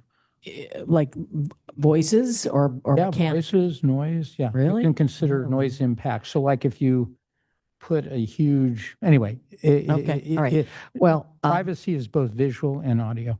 okay, so once we determine how much of this deck we're taking off and where this spa is going to go, I get why you want to have it where it is because it's easy access from your main living space, obviously, and you can go from the dining. But like I said in the previous home, that what happens is this becomes another room to the house, and it sort of becomes a noise issue as well as a privacy issue. So I want to hear what my colleagues have to say, but I feel like if we can downsize this deck, possibly reposition the spa, everything else makes sense. The trellis, the privacy screen. Yeah, that all makes sense. So I want to hear what they say, then maybe we could drill down to that. Jess, you want to go next? Do you want to go next, Louis? So I've got a couple, I guess, questions. Obviously, privacy was one of the ones. We're done with questions. Well, no, Are you talking about for us? yeah, I'm sorry. I just started off as more of a question. but Okay. Privacy was one of the comments of questions. And I think when we were there when I was at the site, one of the questions was to either extend the louver panels towards the staircase, covering the area of where you have the privacy wall. So the privacy wall comes up and the trellis covers it. I think in my thought that covers two things where, you know, the windows aren't looking at each other and it creates the privacy between the homes.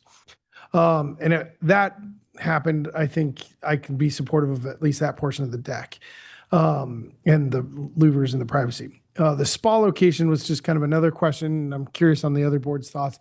The spa could be where it is and it could be less impactful because it creates, the spas are used less frequently than say someone to sit there with a table and a dinner or be able to walk in that space. So I think the spa kind of poses two different questions. One, it could either be tucked behind the privacy wall or it could be left there.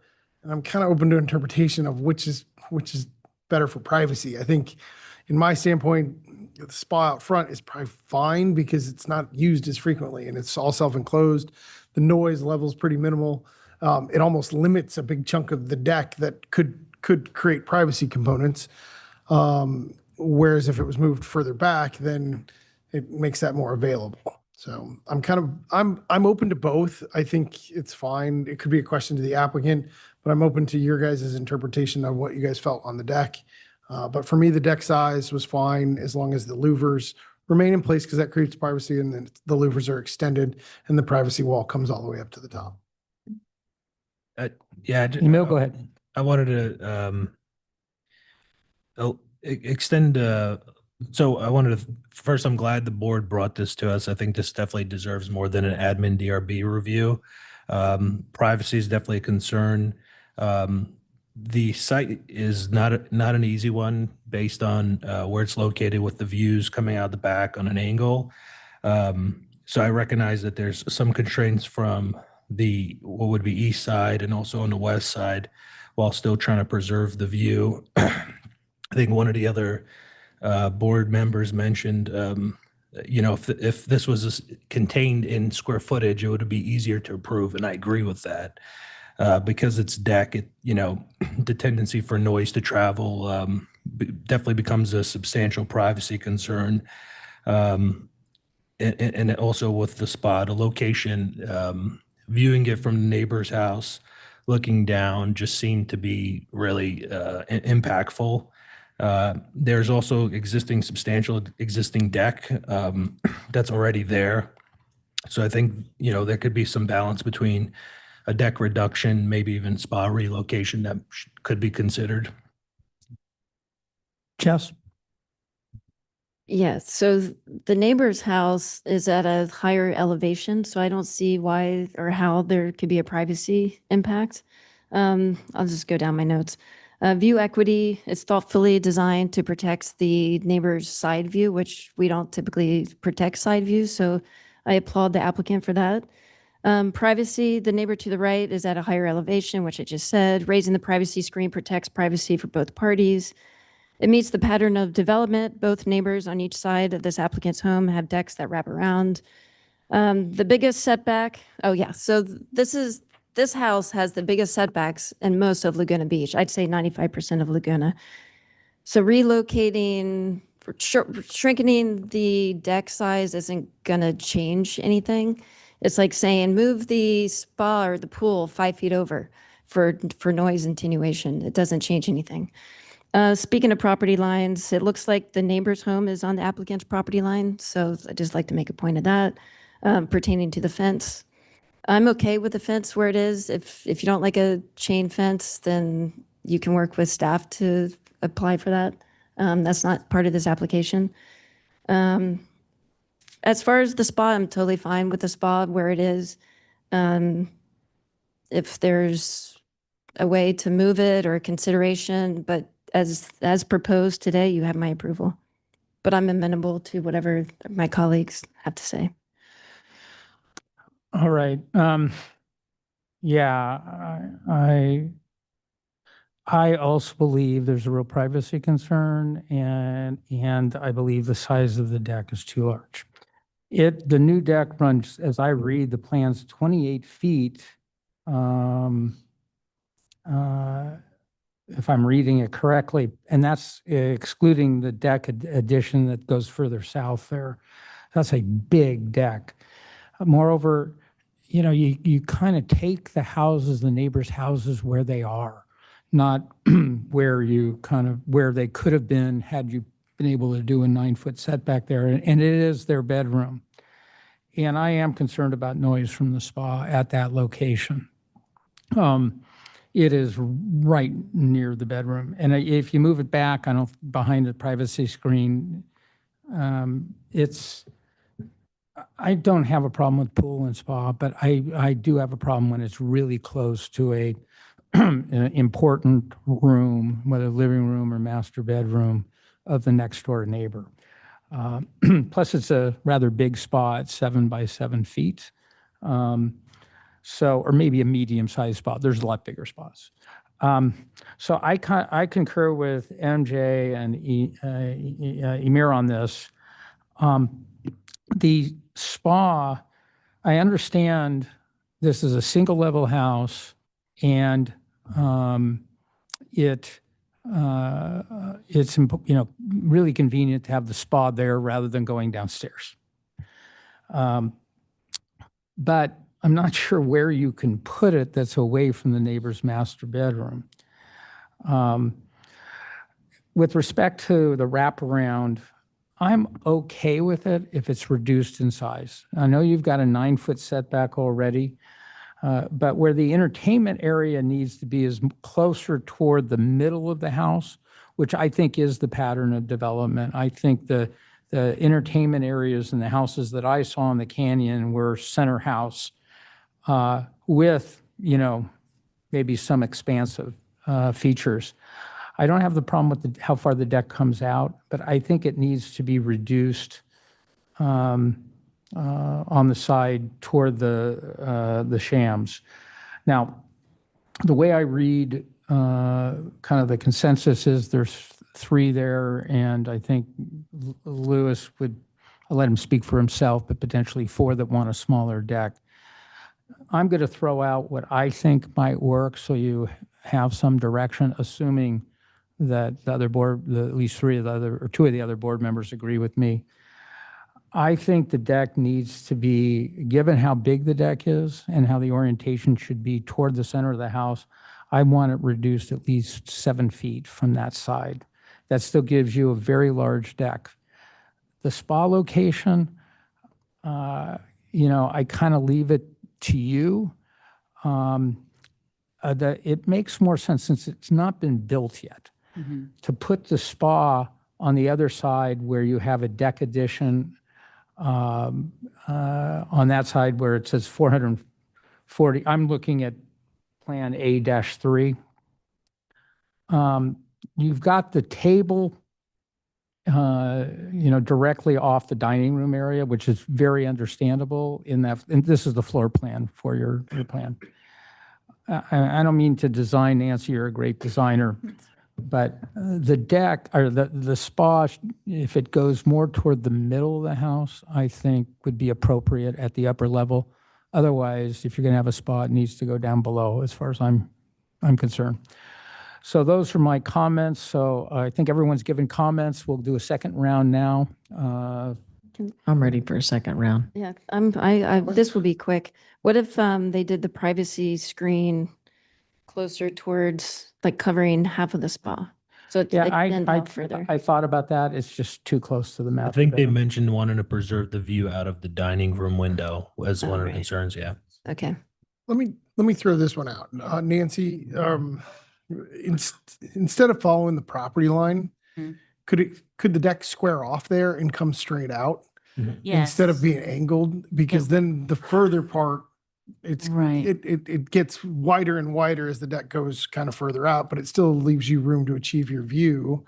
But if that was squared instead of diagonal, We I actually think that brought, that is the 28 feet. That if you look at the plan here, yeah, yeah, I don't think yeah, you see the 28 goes to, right.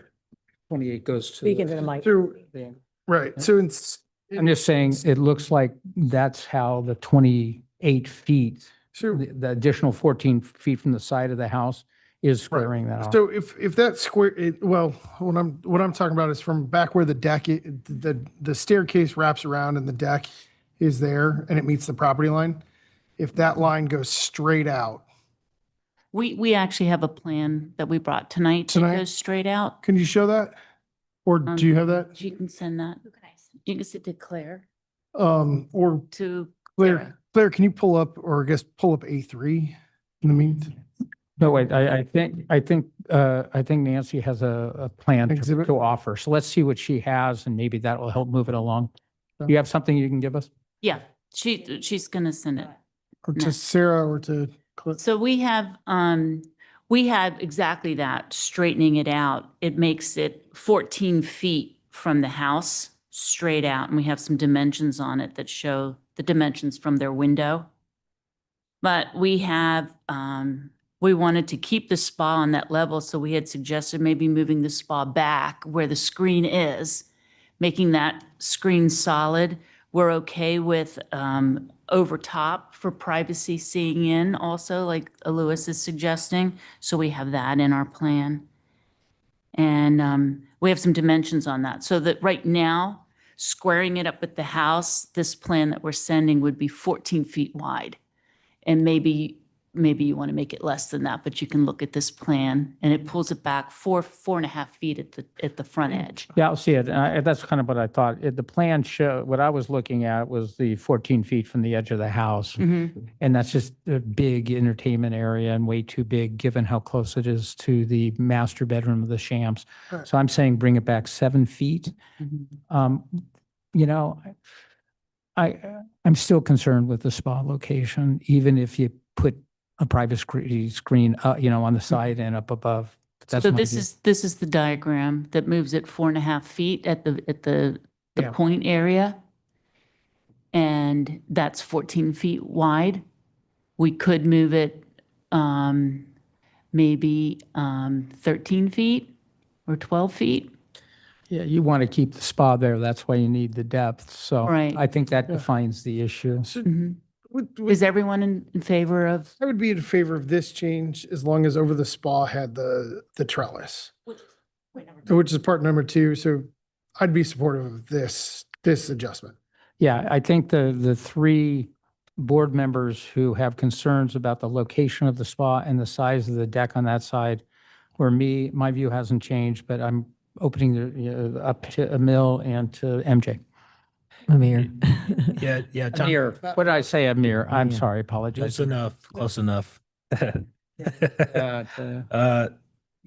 Tom, I agree with you on this one. I've got a photo here from the window, and it just, it's right there. pretty impactful. Yeah, it's very impactful. It's not and I think the trellis, even though it may substantiate some privacy benefit, the mass out this window and just the fact that there's a reason to gather obviously adds to substantial privacy concerns. So I think a reduction is warranted given the vastness of their current deck, and then also the impactfulness to the neighbor.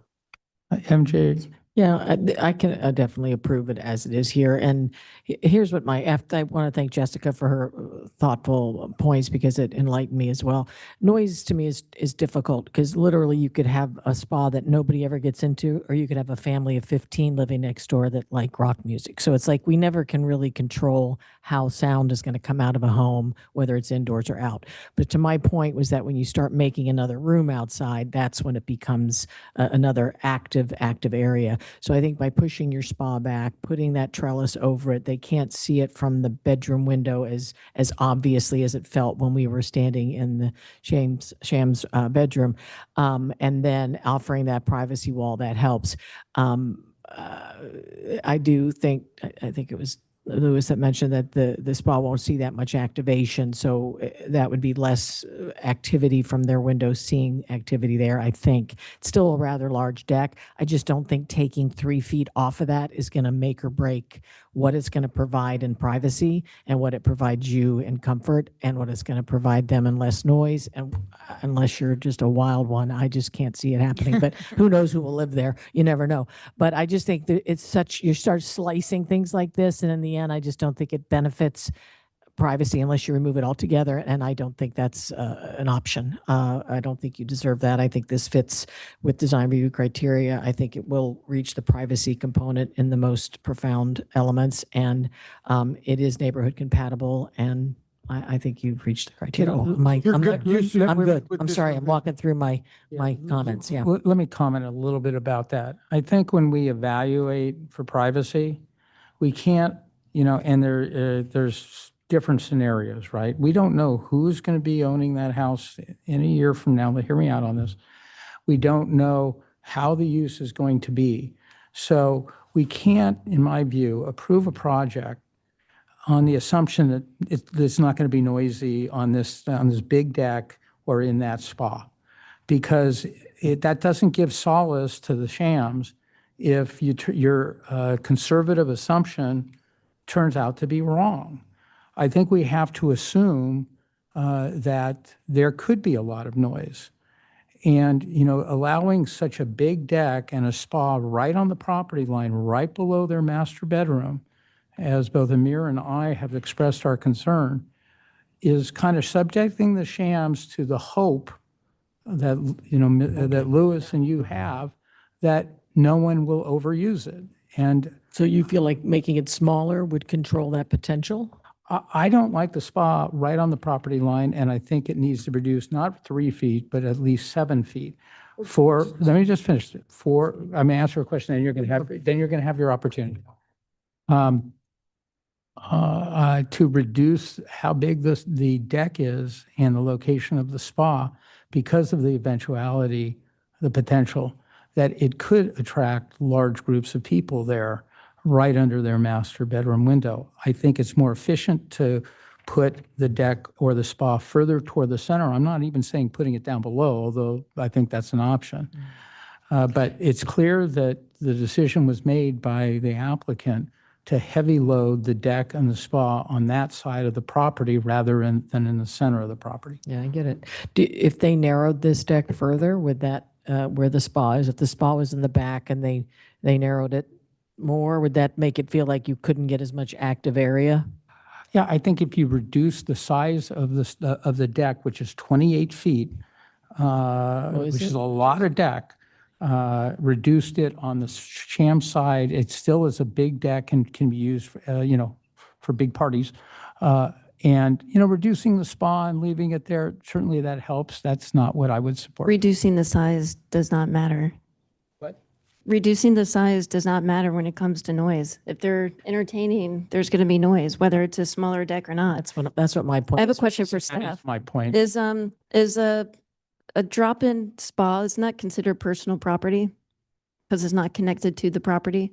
It's not bolted in? No, it just is, Because couldn't this deck be approved without the spa and then they can come back later and apply to have a spa put in? Okay, never mind. Never mind. So it's not considered personal property? But- Oh, okay, never mind. okay.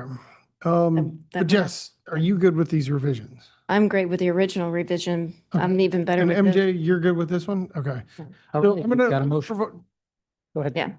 I'm gonna provide one more suggestion.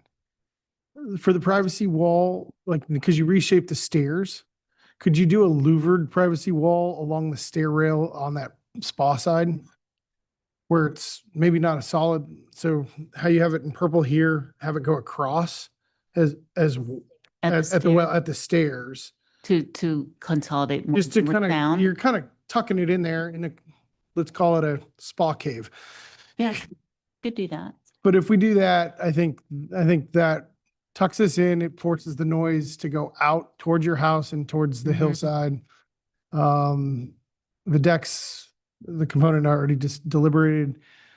So for this, with those changes, item number 5.4 at project number 1211 Skyline Drive, I can motion to approve, and adopt resolution 25-0641, approving design review 25-0641 to construct a 455 square foot elevated deck addition, new windows, doors, 18 square foot upper level addition with the existing roof, underneath the existing roof line. A trellis to be erected as described per the exhibit, a 900-gallon portable spa and step landing, and finding said action exempt from CEQA under section 15301 with the conditions of modifications to the plans as proposed in this red line drawing as just discussed, and then the addition of the privacy wall to be expanded along the stair rail behind the spa location. I think that covers it. I'll second that. Sarah, please Wait, call the roll. I want to make sure, is that Claire, are you good on those changes? What, one point of clarification, I think the square footage you mentioned is going to change, so we'll The make that square footage change. and stuff will adjust Yeah, we'll based on. adjust that in the final resolution. That's a good catch. Sarah? Board Member Bauta, Yes. Board Member Coveney. Yes. Yeah. Board Member Weil, Yes. Chair Pro Tem Gannon. Yes. Chair Gibbs. No. All right. Thank you.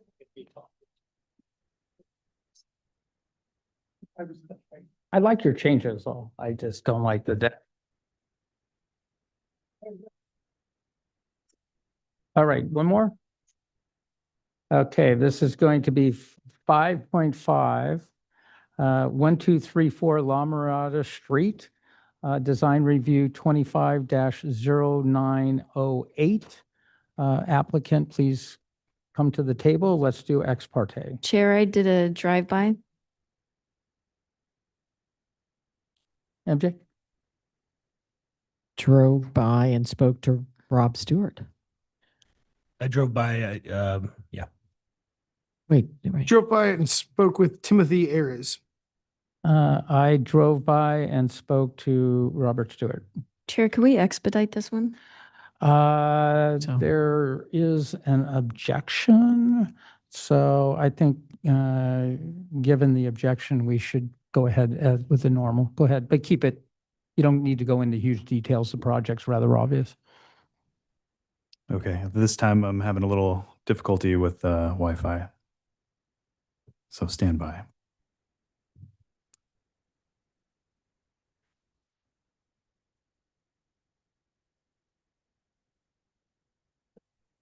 Like that screen. Start talking about solutions. We can get that thing. We just reiterate and see over. We can get towards moving it. That's why you're doing that. Water.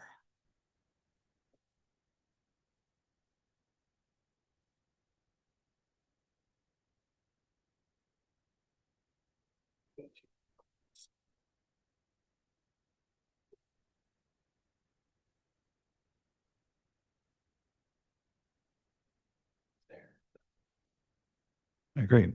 Thank you. Good evening. Thank you, Chair and members of the board, for welcoming me. Tonight, I will be discussing item 5.5, which is a request for design review at 1234 La Mirada Street. Staff at the time had not received any public correspondence for this project. The project site has a land use designation as village low density and located in the residential low density R1 zone within the Arch Beach specific plan. Basically, it's just a request for construction of a retaining wall, grading, and an elevated deck extension in the Arch Beach Heights specific plan area. And unfortunately, due to staff oversight, the single-story addition in the rear, as well as the remaining scope shown on the project plans, are not subject to design review despite the story poles and what is shown on a certified staking plan. I just wanted to clarify that the 644 square foot rear addition is in fact exempt from DR review. And so the staff report addresses the remainder of the project scope that is subject to design review, which includes the retaining wall replacement, grading, and elevated deck extension. So here's the proposed grading. Here's the site plan illustrating the existing proposed retaining wall replacement. And here are the elevations illustrating the existing and proposed 77 square foot upper level deck addition. The south side elevations, north side elevations. And in summary, staff has analyzed the applicant's request and finds that each of the findings of fact necessary for approval can be made because the proposed improvements are not located in an environmentally sensitive area. The project is in compliance with the design review guidelines and meets all Laguna Beach Municipal Code developmental standards. Additionally, the project does not substantially impair views, privacy, and will be compatible with the types and scale of improvements present in the neighborhood. Staff finds that this project is consistent with the design review criteria and recommends that the board conduct a public hearing and adopt resolution number 250908, approving DR 250908 and finding said action exempt from CEQA. Thank you. Thank you, Mr. Kilroy. Very good presentation. Any questions? I've got a question. The rear addition, what's the reason behind it not being part of this review? Yeah, so the rear addition, basically the project is less than 50% of the original gross floor area of the existing building or structure. It does not create a new upper level story and does not exceed the height of 15 feet from the adjacent ground elevation. The property is in conformance with zoning regulations, is not located within an environmentally sensitive neighborhood or area. So it just doesn't trigger the design review. That's great. Thank you, Matthew. You're welcome. All right. Applicant, you have 5 minutes. You Having need to us here? turn on the microphone. Sorry. Push that till you'll see a green light. There we go. There you go. Can you hear me? Yep. Okay. Good evening, board. Thank you for your reviewing our project tonight. Appreciate the staff report. We're in favor of the report and recommendation. I'm Robert Stewart, the architect, and this is my client, Tony, say your last name? Hakim. And essentially what is driving this project is, if you've seen the site, and I think there was a picture of it up there, the existing driveway is like 19% slope. And we want to drop the garage 4 feet, 4 inches, so that we can get a 10% slope on the garage. And that affects the stairs along the south property line and the retaining walls there, because we have to bring it down those stairs to meet the new driveway elevation. Thank you. I'll open it to the public. Anyone wish to speak on this item? Not seeing anyone. You have 3 more minutes. If you want to use them, you don't have to. Okay. Glad to hear the board's questions and let's and see. comments. Board have any questions? Nope. I declare the public hearing closed. And who wants to begin? I can start with this one.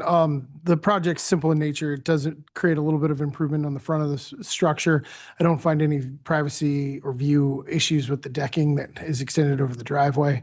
As far as the rear additions, it's compatible. It meets the criteria. It's not part of it, but it would, if it was, it complies with with the design review standards. Removing of the pool and filling is compatible. Yeah, so for me, I'm fully supportive of the project this evening. All right. And I Emer, would- you want to go next? I agree with Lewis's comments. I'm in agreement that this project is a good move to approve it. Jess? And I agree with my board members. MJ?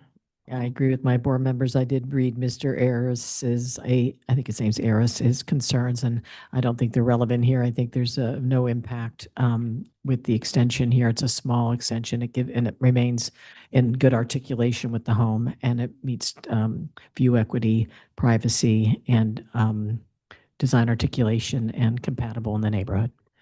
All right, I agree. Do we have a motion? Chair, I make a motion to approve 5.5 located at 1234 La Mirada Street as proposed by the staff report. I'll second that. And Sarah, call the roll, please. Board Member Bauta, Yes. Board Member Coveney, Yes. Board Member Weil, Yes. Chair Pro Tem Gannon, Yes. Chair Gibbs. Yes. Want to knock off one more? You. All right, let's do 5.6. Thank you very much. Thank you very much. 992 Oriole Drive, design review 25-0851. Please come to the front desk and ex parte. Go ahead, MJ. I met with Letty Rafferty, and I met with the Katerina, the architect, and the homeowners. I visited the site and spoke with Mehdi Rafferty. I visited the site, met with Mehdi Rafferty, met with the architect, Katerina, and the homeowner as well. Louis? Visited the site, met with Mehdi, the neighbor a couple doors down, and then went around to Bluebird side to view it from that side. Okay, I visited the site, met with Katerina, and I met with Mr. Rafferty. With that, staff report, please. Sarah, could you pull up my staff report?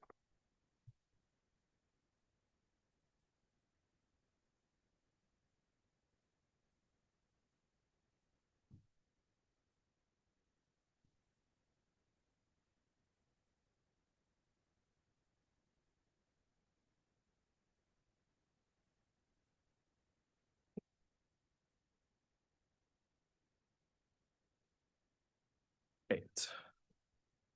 So this project is located at 992 Oriole Drive. It involves an elevated deck. Typically, it goes to administrative design review. However, it has been forwarded to the board prior to even going to administrative design review due to neighbor concerns at the neighboring property at 1000 Oriole Drive, a couple houses down, specifically view equity concerns. And I mean, that concludes my presentation, but let me wait till the slides come up so I can go over it a little bit more. What's wrong? Is it taking time to download? It should be coming up right away. I've heard that before. It's a struggle right now. Okay, well, I mean that, okay. I think yeah. we've seen it. So Yeah, why don't we go? Okay, any questions of staff? Applicant, you have 5 minutes. All right, thank you, Daniel, and good evening, board members. And also thank you to board member Gibbs, Covini, and Bauta for coming to the site and meeting with me. The project before you tonight is a proposed deck addition at 992 Oriole Drive. We're requesting to replace the existing 92 square foot wood deck with a new 456 square foot deck. The intent is to enhance outdoor living for the homeowners, especially given the site's steep slope and limited usable yard space. This deck would provide much needed outdoor area for their growing family, including the newest member, 2-week-old baby Dumais, which some of you met during your site visit. A previous version of the deck, which was 15 feet, was approved by our former planner, Garrett Wank. However, following a reinterpretation of the zoning code after our initial approval, we had to revise the design of the deck to comply. The deck has now been reduced by 3 feet, making it 12 feet deep, and it extends along the house the 38 feet. As noted in the staff report, the proposed deck is consistent in size and character with neighboring properties, and it fits within the allowable building height requirements and does not create the appearance of any excessive mass. To complement the home's architectural style, the guardrail design will feature a low stucco wall with horizontal wood siding to match the existing elements found in the front property. The guardrail will be 42 inches in height to meet code requirements. Now, while this project initially qualified for administrative design review, as Daniel mentioned, due to the objection from the neighbor at 1000 Oriole, we have found ourselves here this evening. I met with Mr. Rafferty at his property on April 4th to discuss his concerns about potential view impacts. In response, I prepared a comprehensive view impact study, which is available with the agenda, to show that there is really little to no impact for Mr. Rafferty's view. Additionally, the deck at 1000 Oriole is comparable in size to our proposed deck, which further reinforces that our design is consistent with the character and scale of the neighborhood. We are pleased to have the support of the adjacent neighbor at 998 Oriole Drive, who has provided a letter endorsing our project. Throughout this process, my clients and I have been transparent, collaborative, and responsive to concerns, despite the added time and cost added to the project. We believe the proposed deck is thoughtful and appropriate addition that aligns with the character of the neighborhood and provides much needed outdoor space for this growing family. So we respectfully request your approval. Thank you for your time and consideration. Thank you very much. All right, any member of the public wish to speak? You have three, well, I hand it out and then you'll have 3 minutes to give it to Sarah. Good evening, board members. My name is Mehdi Rafferty at 1000 Oriole. Thank you for taking time and meeting with me on the site the other day. I appreciate that. The main reason we are opposing this is when we went through our DRB review of our project, we were told that we need to follow the pattern of development. The first page that you see in front of you has a diagram that was given to us that to work with that diagram, follow the pattern of development on the road where it follows Oriole Drive. We had to push our house back 12 feet, that way causing a lot of the view that we could have had be lost because of we're pushed back into the hillside and therefore not taking advantage as the ocean view that we can grab. So when that happened, we basically designed the house around that and worked whatever was necessary to create that. The deck that is being proposed does not follow that pattern. It pushes out. And when I met with their architect, I suggested that maybe the compromise would be to match the neighboring deck, which pushes out. And I think I showed most of you at the site that if their deck lines up with the neighbor's deck, we wouldn't have an issue, which that would result in about a 4-foot reduction in their deck size. That is what we're suggesting that would be a good compromise. We won't lose any of our view that we have. We don't have a whole lot, whatever view we have of the ocean, that is. So that's what we're hoping that the board will ask the architect to maybe modify. I can answer any questions you guys have. Thank you very much. Thank you. Any other members of the public? You have 3 minutes. Thank you. Hi, my name is Mandy Rafferty. I'm one of the architects from 1000 Oriole. And I just wanted to reiterate sort of some of the things that Mehdi talked about as far as view equity and other things that are important to this project and what we had to go through. But also, on the other hand, I think it's important to look at sort of the pattern of development and to see like how we had like a complete open space on the other side, whereas here we're sort of being blocked by this. And also it's not like something where we have complete frontal view and then you're saying, okay, through the side, we're seeing something over there that's going to bother us. It's really the important part of the view, whatever view this house has. And I think this is a very big impact as far as the what it does to 1000 Oriole. So I hope that the board can see that and try to have a compromise in this regard. Thank you. Thank you very much. Any other members of the public? Seeing none, you have 3-minute rebuttal. All right, thank you. I understand that Mr. Rafferty mentioned he had to follow specific guidelines during the review process of his own project, which he did bring up to me during our site visit on April 4th. After our meeting, I conducted research into the city public records and GIS. However, there are no documents on file that support or verify the requirements he referenced. Actually, there aren't any files on GIS for his project at all. So, and even the paperwork that was sent around, I haven't been able to view, so I can't give a full rebuttal to that. So without any official documentation in the public record, his statements are based on personal recollection rather than established guidelines, and should not be considered a precedent for evaluating our project. I know Mr. Rafferty also expressed concern that the proposed deck significantly impacts his view. However, the view impact study I prepared demonstrates that any obstruction is minimal and limited to the outer edge of his panoramic view. Also, some of you members were able to see the view impact yourselves. The primary ocean view from his property remains unobstructed, and the overall impact is marginal when considered in the context of the full view corridor his buyer will enjoy. And it's also important to note that Mr. Rafferty is in the process of selling his property, which appears to be an investment rather than his primary residence. While my client is the homeowner and intends to live in the property long term, the proposed deck is meant to improve their quality of life and provide outdoor space for their growing family, not to enhance a future sales listing. Thank you. Okay, before I turn to questions, just so it's clear, we can't consider whether he's going to sell it or live in it.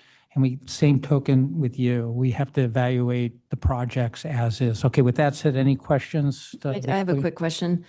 So is this deck proposal, are they going to be on legs or is it going to be a solid wall? We're hoping to cantilever is Okay. our goal. We haven't had structural input yet. We're hoping to get Okay. approval on the I size. know, but see before- how they have the stick Before here? we include it. Yeah. Okay, thank you. You're welcome. Any other questions? Mm. With that, I close the public hearing and Chair, if I may, I just wanted to respond briefly to that. The document passed around is available to the public on that table, and Okay. it consists of Can I pictures. see?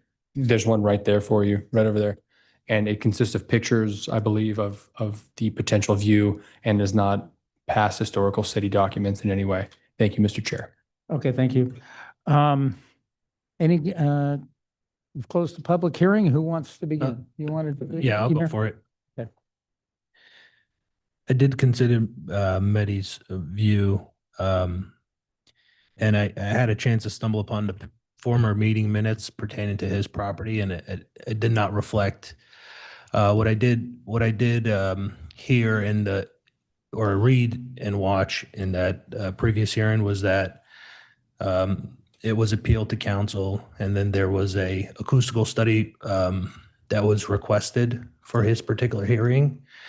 And instead of doing the acoustical study, I think they just reduced their setback by about 2 feet at that time on their own. So, you know, that was the research I conducted pertaining to the property at 992. I think I don't think it's a substantial view impact, if any. I appreciate the visual report that Katarina put together. I personally went out and took a photo from the living room right at the corner of the pocketing doors. And I did not see a substantial view impact, if any. So with that said, I think I could move to approve this here tonight. Okay, next, Louis. We'll let the others. All right, let me go second, because I echo Emir's comments. First of all, pattern of development isn't necessarily going along with the street unless I see some real serious pattern that shows that. I'm not saying it. I think this deck is very reasonable in terms of its size and scope. From looking through the canyon and from my experience in visiting other properties in this area, this deck is well within neighborhood compatibility. And I point out that the Rafferty's decks are much larger. I also note that, as far as all the factors, it meets all the guidelines. As to view equity, it's not view preservation. It is, considering all the factors. And I don't look at the view necessarily from this huge humongous deck, which you have a beautiful view of the ocean from there, that yes, you can see a little bit on the corner of the deck. But from the ceremonial room, the living room, you can't even see it. So this is not a close case, in my opinion, for view equity. And for those reasons, I can support the project, whether it's cantilevered, whether it goes all the way down, or whether it's with, beams. Jess? I wasn't sure which way I was going to go with this, but your comments teetered me on, because I was going to, the cantilever, it helps a lot to be able to see through.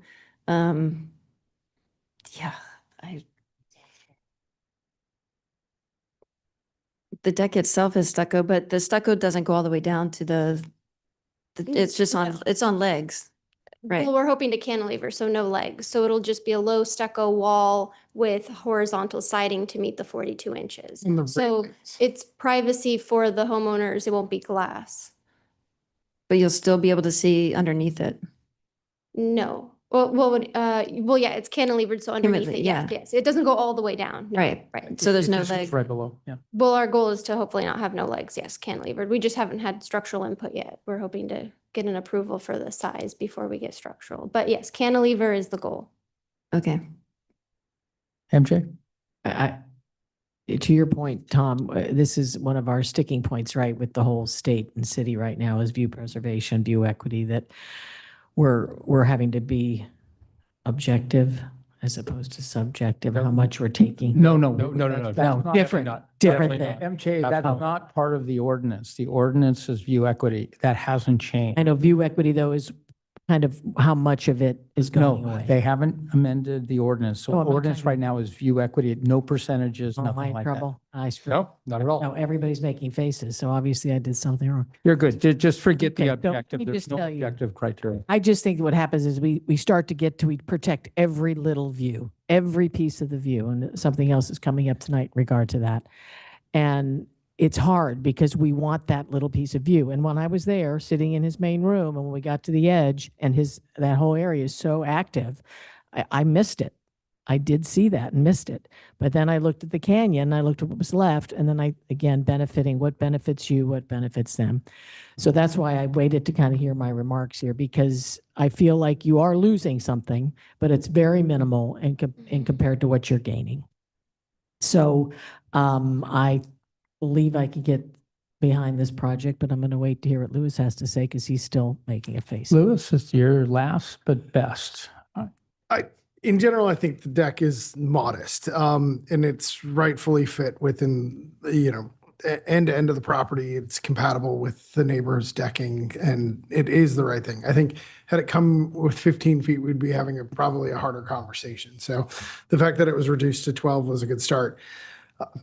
The other project I do remember quite well. I've been on the board long enough, and Betty did a fantastic job getting that house done.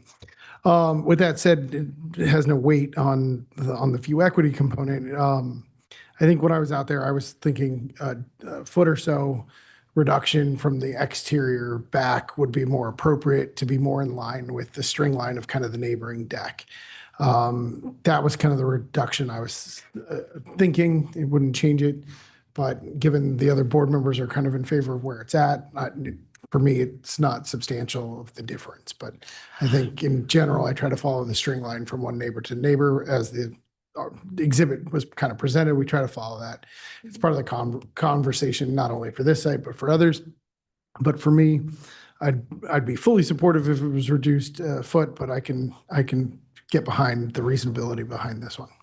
Okay, any other comments? Yes, the way that I value view equity is if it negatively affects a neighbor's property, the value in their home, then I won't support it. But I don't see this to be significant enough to devalue the neighbor's property. And they still have. They have an incredible view of the canyon. They still have an incredible ocean view.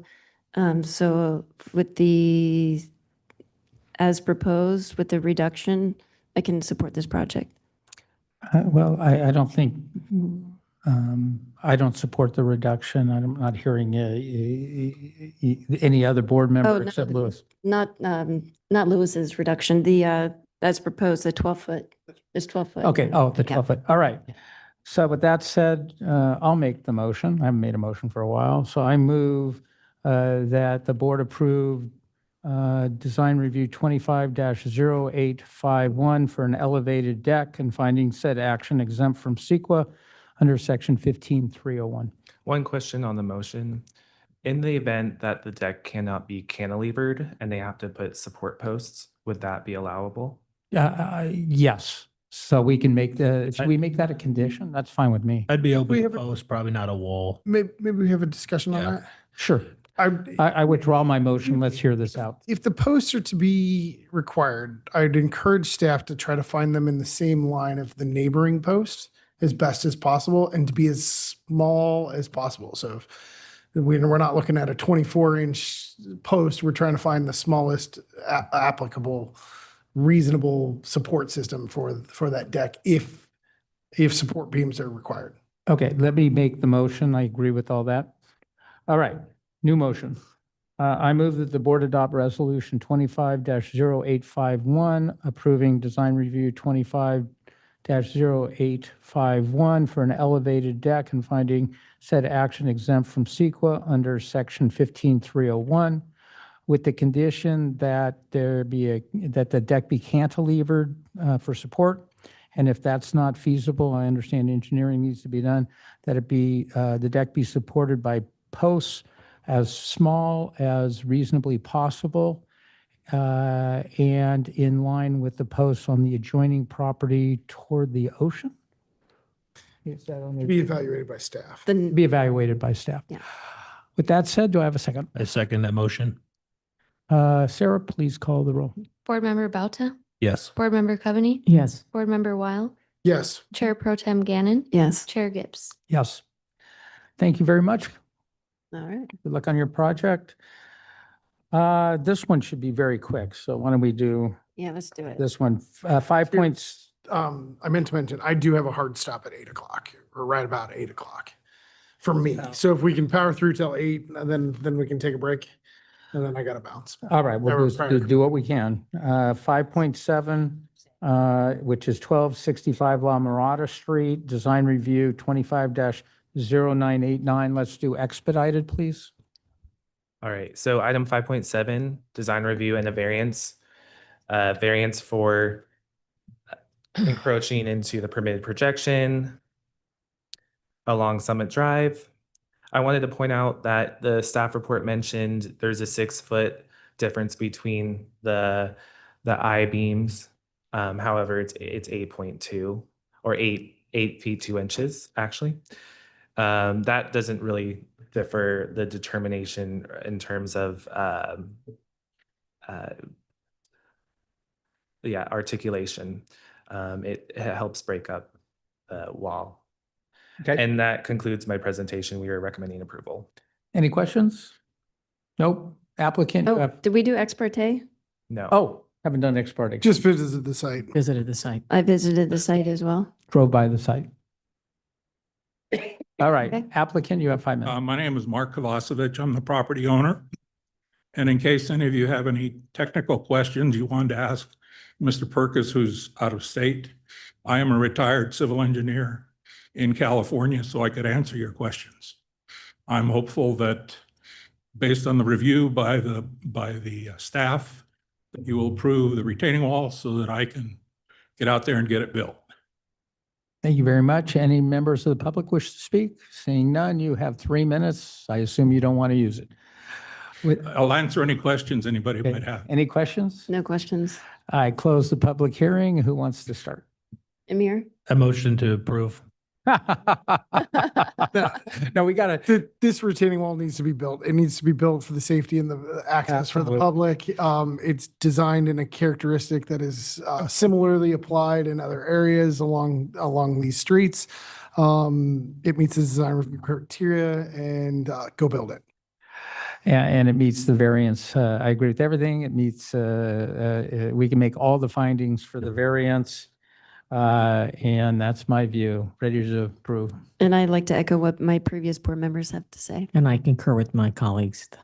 Okay. I make a motion to approve. What? No. I said build it. I'll give it a You try. said build it. Can I give it a try?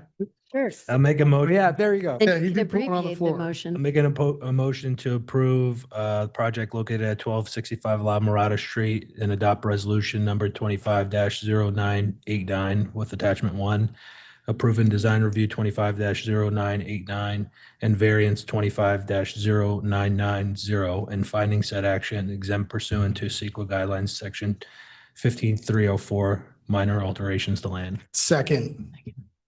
Call the roll. Board Member Bauta, Yes. Board Member Coveney. Yes. Board Member Weil, Yes. Chair Pro Tem Gannon. Yes. Chair Gibbs. Yes. All right. Thank you. We got to plow ahead with him. The next one is take care. 5.8, 1425 Samoa Way, Design Review 25-0774, Coastal Development Permit 25-0775. Where's the applicant? Are they outside? Have them Let's come in. do In ex the parte. meanwhile, we'll do ex parte. Met with Larry and then met with, what was her name? Lauren Heller. Same here. Sit down. Come on, the applicant team, please come to the front desk, please. I also met with Larry and with Ms. Heller. I spoke with Mr. Halloran and I met with the neighbor, Miss Lauren Halloran. Okay, let's rock and roll here. And I drove by the site. Had you already done it? All right. Daniel, please give the staff report. All right, it's great to meet all of you. My name is Daniel Bessanides. I've been with the city for about 6 months. This is my first design review board presentation. So like, Well, no pressure, just make it great, all right? perfect. Yes, that's what I do. All right, so item 5.8 is a request for a design review and a coastal development permit at 1425 Samoa Way. The subject property is located in the R1 zone and is surrounded by low-density single-family development and is one of 4 homes situated along Samoa Way on a cul-de-sac street. The lot has a relatively steep topographic condition with an average slope of 44.18% and slopes downwards from the street towards the rear or west-facing portions of the lot. It is currently improved with a 3,900 roughly square foot single-family residence with an attached 2-car garage built in the mid-1990s following the 1993 Laguna fire. The residence was allowed by exception to be rebuilt to exceed the maximum building height and to encroach into the required front and side yards. The applicant proposes an interior model, 2 additions, 2 decks, a patio addition, infinity swimming pool, spa, outdoor kitchen, landscaping, and tandem parking within the garage. Design review approval is requested for the additions, deck, swimming pool, spa, landscaping, and covered parking. A conditional development permit is required for a 998 square foot attached accessory dwelling unit. The upper floor is proposed to have the garage expanded to create a 3rd covered parking space, as well as the expansion of the deck. You can see on that drawing there that gray space towards the top of the screen is where one of the parking spaces will be to create that tandem parking space. The middle floor is proposed to have a roughly 1,500 square foot addition that includes a new master bedroom, bathroom, a his and her closet, as well as a deck addition. The lower floor is proposed to have a few rooms as part of the main residence, including a wine cellar and a theater, an infinity pool, spa, outdoor kitchen, and landscaping. On this level, there's also the roughly 1,000 square foot, 2-bedroom, 1-bathroom attached accessory dwelling unit. So this slide and the next one just show the renderings of the final product. The design of the middle and lower floor additions match the design of the existing upper floor. You may also note the steep topography of the site and the terrace design of the structure. So the staff has analyzed the applicant's request with respect to the city's development standards and determined that the project conforms to the zoning code, general plan policies, and design review guidelines, and also complies with the CDP criteria, and the findings can be made. Staff has received one comment with concerns regarding view equity. As outlined in the staff report, the structure has been designed to be consistent with existing neighborhood development patterns and aims to preserve privacy and views.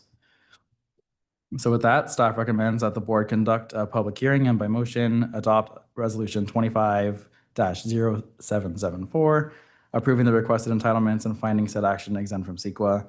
That concludes my presentation, but I'm happy to answer any questions. Excellent job. Really good. Thank you. Any questions of staff? All right. With that said, applicant, you have 5 minutes. I'm the architect and applicant. I'm here with the owner and our professional engineers, if anyone should have any questions of them. It's a unique site. It is steep.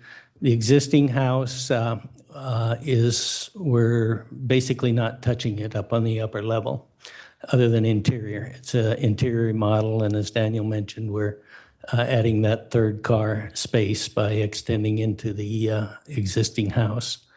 There is a middle floor that partially there. We're expanding that to add a master bedroom suite. And then there is a lower floor, as Daniel mentioned, which will have the wine cellar, theater, and an ADU with a patio area and an infinity swimming pool off it. We have terraced it down the slope to keep the profile as small as we can, being cognizant of any views and impact.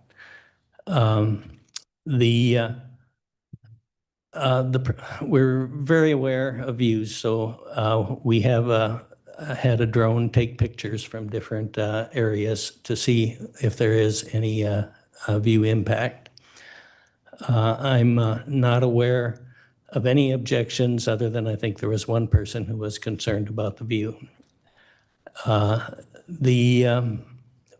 is an extensive project, and so I'm open to any questions you may have. Thank you very much. With that, I open it up to the public. Anyone wish to comment? You come up to the podium, please.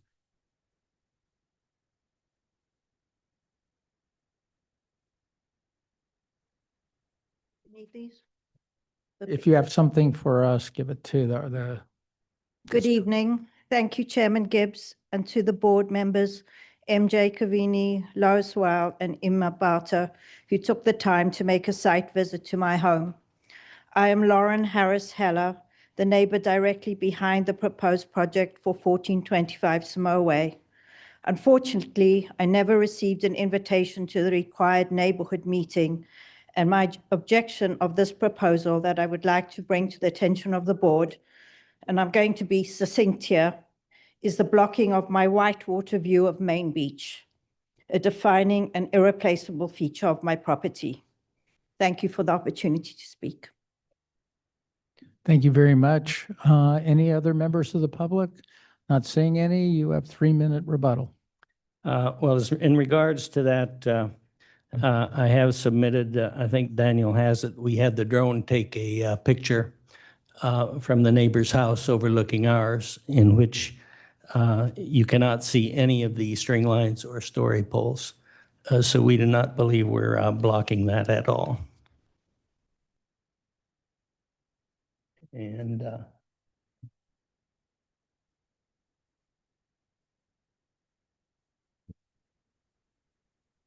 okay, I've not seen that, but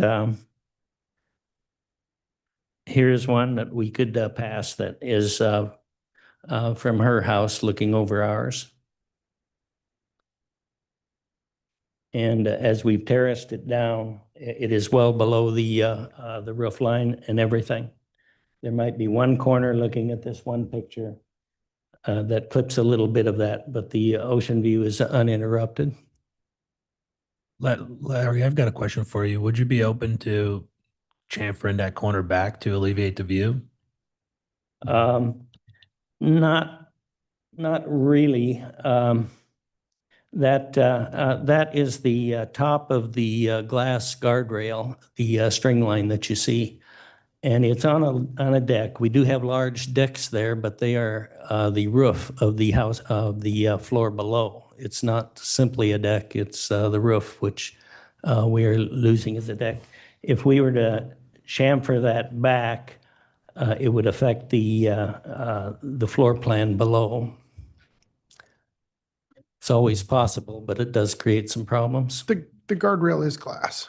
Glass, yes. It looks like that's a mechanical room below there. It is. We've tried to screen the mechanical room from everything, from the pool equipment and the AC units, so they're inside that mechanical room. If we did get rid of that, I'm not adverse to that, but we would have to find somewhere else to put the equipment, which we did make an effort to screen that and keep that out of sight. Any other questions? With that said, close the public hearing. Who wants to begin? I could begin. I think I don't really have a view equity issue all that much, but being that this is a large project, I think it's low-hanging fruit to consider a reduction on that corner. I wouldn't say it's a necessity, but I'd love the deliberation between the board and see what everyone else thinks. You want me to? Yeah. I don't see a view equity issue. The view from to Miss Heller's property is amazing. And I could not even see the story pole until she pointed it out. Even under the magnifying view, and assuming like you have binoculars to see it, you still see Main Beach. It's cut off a little bit just from that one angle. But I walked so many different angles and I didn't even see it. You have to be in just the right spot.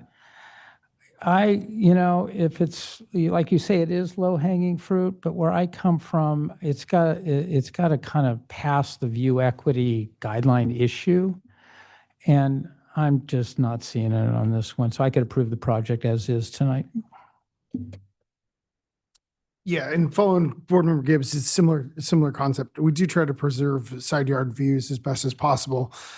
Yet the view is not being lost in its totality in regards to this one. I think for the extent of this project and the fact that the guardrail is glass and will be see-through for the majority of that railing, I don't see a view impairment.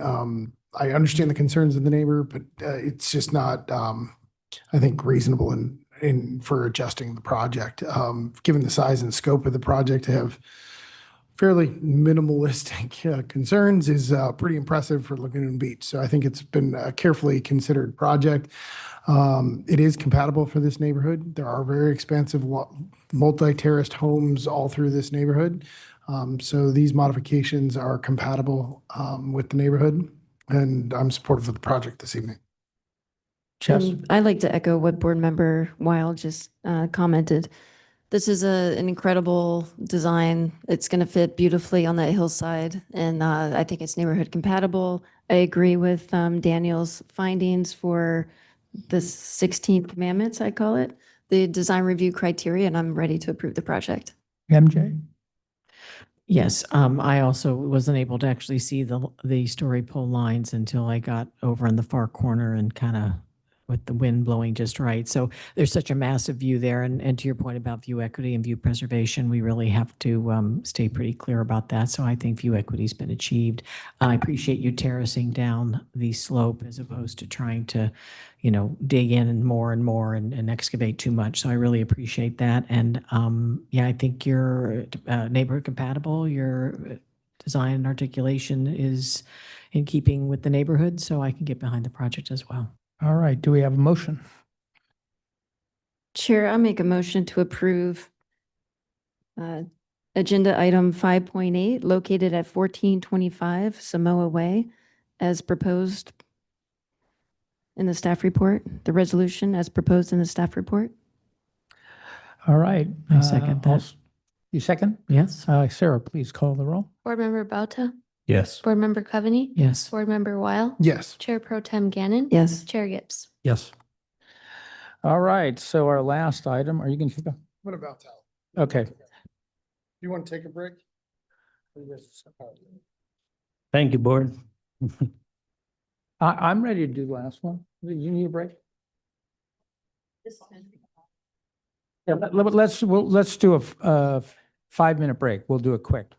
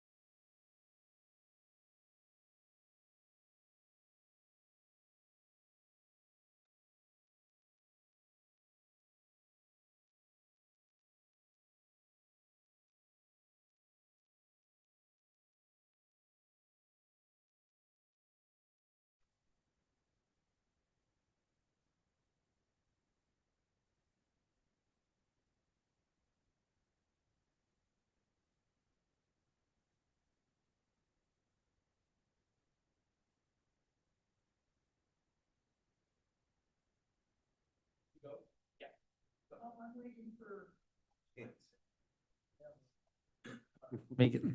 We're back on. This is 5.9, 2354 San Clemente Street, Design Review 21-8817, Coastal Development Permit 21-8819, Variance 21-8820, and then adoption of CEQA 23-0346, initial study and mitigated negative declaration. Mr. Chair, I just want to make for the record that Mr. Weil had to leave, so he is not with us. So we have 4 members of the board with us today. Thank you for this pointing that out. That is correct. Ex parte, please. I visited the site and I spoke with the architect, Scott Rosenbaum. I visited the site and spoke with Steve Coratani. I drove by the site and spoke with Steve Coratani. I also spoke with Steve Coratani, sorry. All right, I drove by the site, spoke with Steve Cortani and the owner. With that, Ms. Sharma, it's yours. Shavita. Shavita. Thank you and good evening. Give me a moment to pull up the presentation. I'm not quite a panelist at the moment. Oh, by the way, can we go off the record for a second? Well, I can say it on the record. Israel just struck Iran's nuclear sites. I don't know if people knew that. I just got a text from my wife. So there'll be some stuff to watch on TV tonight. Senator was handcuffed. What happened? Oh, yeah, but this is bigger news. Chair, I'm going to have to. Yeah, Thank all you. right. I just thought it Focus. was sufficiently newsworthy to point it out. All right, we're ready back. Are we doing it? I think this should work. Okay.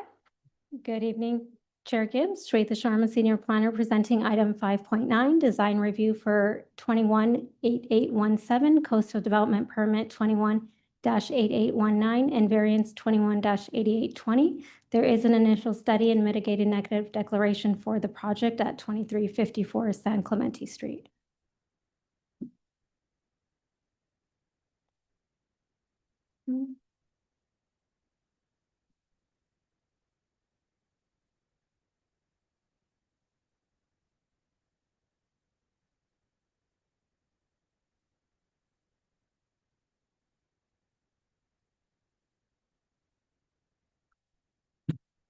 Here, give us one moment. We're having some technical difficulties with the PowerPoint presentations here.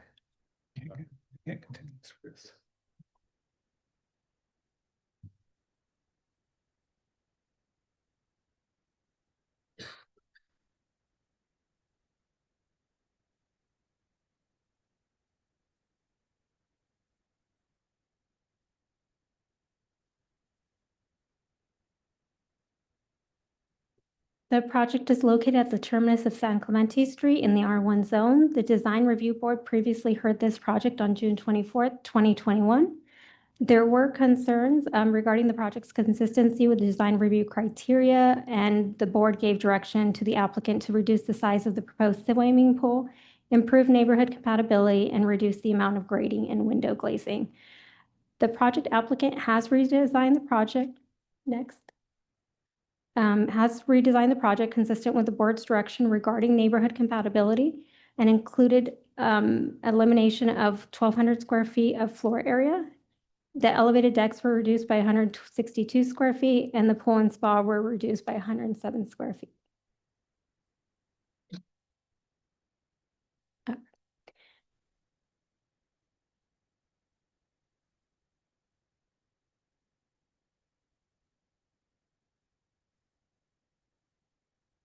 Yeah, there's a significant delay between advancing the slide and it being projected, so I could give it a technical difficulties. We're having technical difficulties.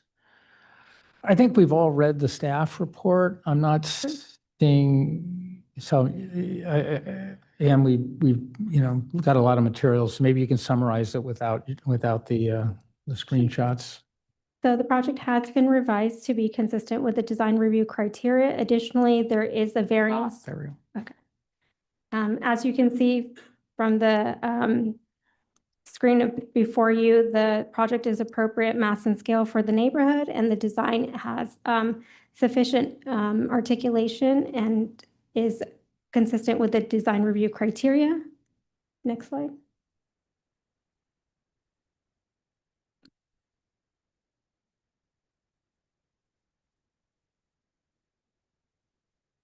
Okay.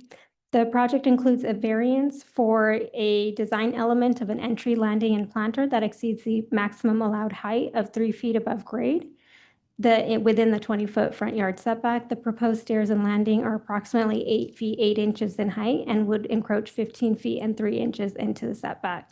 The required findings for the variance can be made as there is steep topography on the site. Next slide. There was an initial study, mitigated negative declaration, prepared for the project pursuant to the requirements of CEQA, and it was circulated for a 30-day public review period from July 30th, 2024 to August 29th, 2024.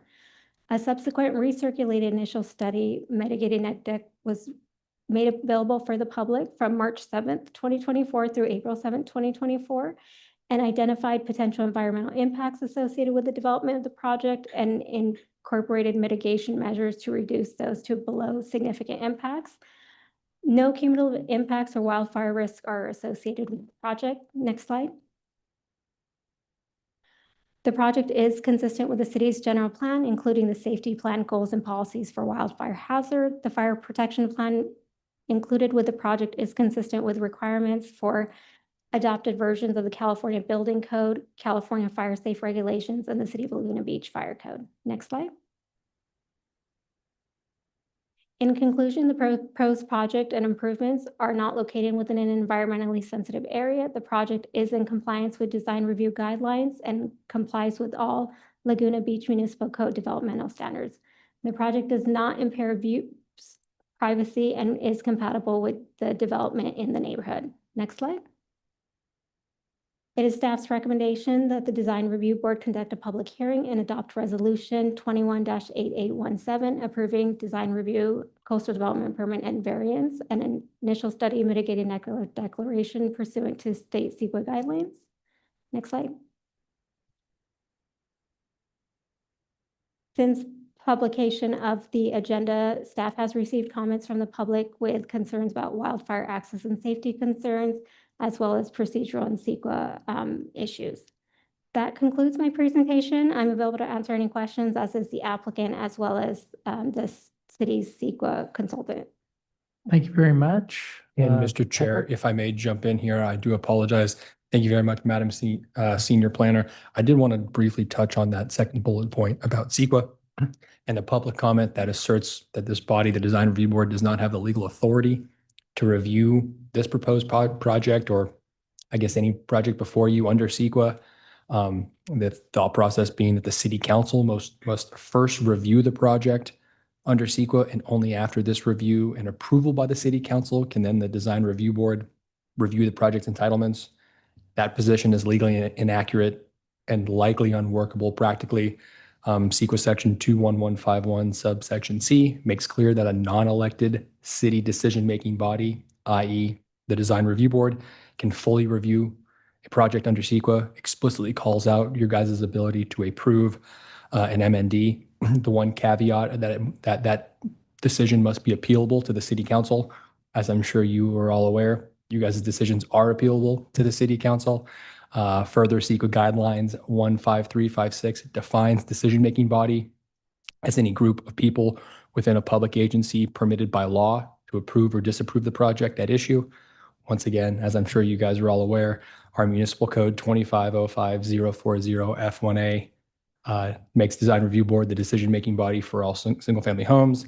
Thus, you are permitted by law to approve or disapprove the project, and thus under CEQA, you are all permitted to make this whatever required CEQA findings you deem necessary. And then, of course, practically, this must be the case, a process where the city council reviews a project under CEQA, and then it comes to you for other entitlements, could produce ridiculous results.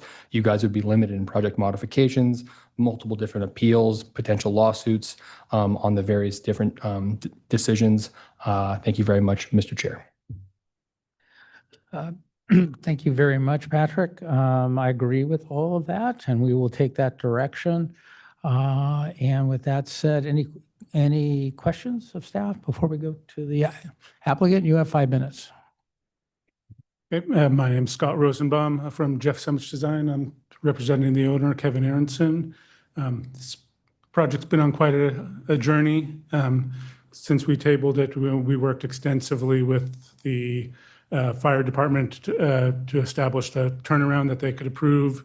And that's what we have here with you tonight. And then we also continued our work with the AM&M fire mitigation, fuel modification work for the site that the building department approved. And then all of the other CEQA studies as well. So we've feel like we've checked all the boxes. In addition to making the changes, it feels a little weird saying that after all this time, because those changes were done some time ago, but of reducing the house, reducing the pool, making the house conform well with the hillside guidelines. I had some slides for you, but I won't ask to bring them up. It seems like screen time is a little precious. So I don't feel like there's a whole lot more to say. I feel like we made the project very neighborhood compatible. The improvements to the street are going to be a safety and convenience improvement that everyone's going to enjoy on a daily basis. So I'm hoping we walk out of here with an approval tonight. Thank you very much. Any member of the public wish to speak? Not seeing any. You have 3 minutes if you want to use it. I think I'm good. Okay, any questions of the applicant? All right, yeah, you've been through quite a row. All right, we close the public hearing. Let me start just because I'm kind of familiar with some of the technical stuff. First of all, it's a beautiful home, and it's too bad it's taking you this long. I'll start with the CEQA. I've reviewed the initial study and mitigated neg deck, and particularly focused on the mitigations, standard appropriate mitigations. It's amazing how much work goes into an initial study, but the initial study is eminently approvable by me and the board, and it meets all the requirements, and I'm in favor of adopting it. With respect to the home, it's a beautiful home. It appears that you've made all the comments that were recommended back in 2021. However, I must say, I reviewed this without even comparing it to 2021, I would have supported this project in a heartbeat. I think it's beautiful. It meets the guidelines, and we can make all the findings for the coastal development permit, as well as the variance, which is just a very modest variance given the size of this project. So with that said, I fully support the project and can approve it tonight. Well, I'm glad I'm still on the board to see this through. Wow. Yeah, I can echo what the chair said. This is a very approvable project. It's gorgeous. I love the minimal nature of it from the street. I love that you were able to come up with a design, at least for, my biggest issue was the impact on Joan Gladstone. And you guys successfully minimalized her impact, and I appreciate you for that. I think it meets all the design review criteria. CEQA, which is out of my purview. And I support staff's findings for all the 16 commandments. I'm ready to approve this project. I agree. I think this project meets the design criteria for tonight. MJ. Oh, and I also agree. It's a beautiful project. I haven't been able to see it through from the beginning. I'm sorry you had such a challenge. I look forward to seeing it completed swiftly. I think you've met the variance for safety for certain and the CDP guidelines, view equity, neighbor compatibility, privacy, mass and scale. The only question I had was staging planned. Was there any requirement for something like that in this area? Do you think we're A-okay? Well, Is that something we can the enforce? staging? We for- hashed that out in the second meeting. The meeting prior to this, we hashed all that out. It's 2021? I certainly don't want to hold it up. Yeah, I wouldn't go, the we staging spoke here. for like an hour on that. I don't want to do that again. Okay, we're done with that. I don't see us, staging's going to be a challenge, but I'm going to leave that to building. No. At least I'm not in favor of it. Okay. Okay, we ready? Chair, I'd like to approve item number 5.9, located at 2354 San Clemente Street as proposed in the staff report, the resolution as opposed in the staff report. Okay, just so it's clear, this is going to, the motion will include approval of design review 21-8817, coastal development permit 21-8819, variance 21-8820, and adoption of the CEQA 23-0346 initial study mitigated negative declaration. And I note that there are two different resolutions, one for adoption of the initial study MND and the other for the approval of the zoning elements. I'll second that. Board Member. I'll second. Yeah, I amended the motion, and with the amendment, Well, I'll just second it because I. we'll let MJ second it. Okay. Board Member Bauta, Yes. Board Member Coveney, Yes. Chair Pro Tem Gannon, Yes. Chair Gibbs. Yes. You board. Yeah, congratulations. And, you know, someday I'd like to see that house. I really think it's extraordinarily amazing. you And I'm didn't not a get- big, and I'm you not didn't a get big too much modern gray. fan, but that works there. Okay, so we are adjourned. When's the next meeting? Bill? Okay, we are adjourned to to our board meeting, June 26, 2025 at 5:00 PM.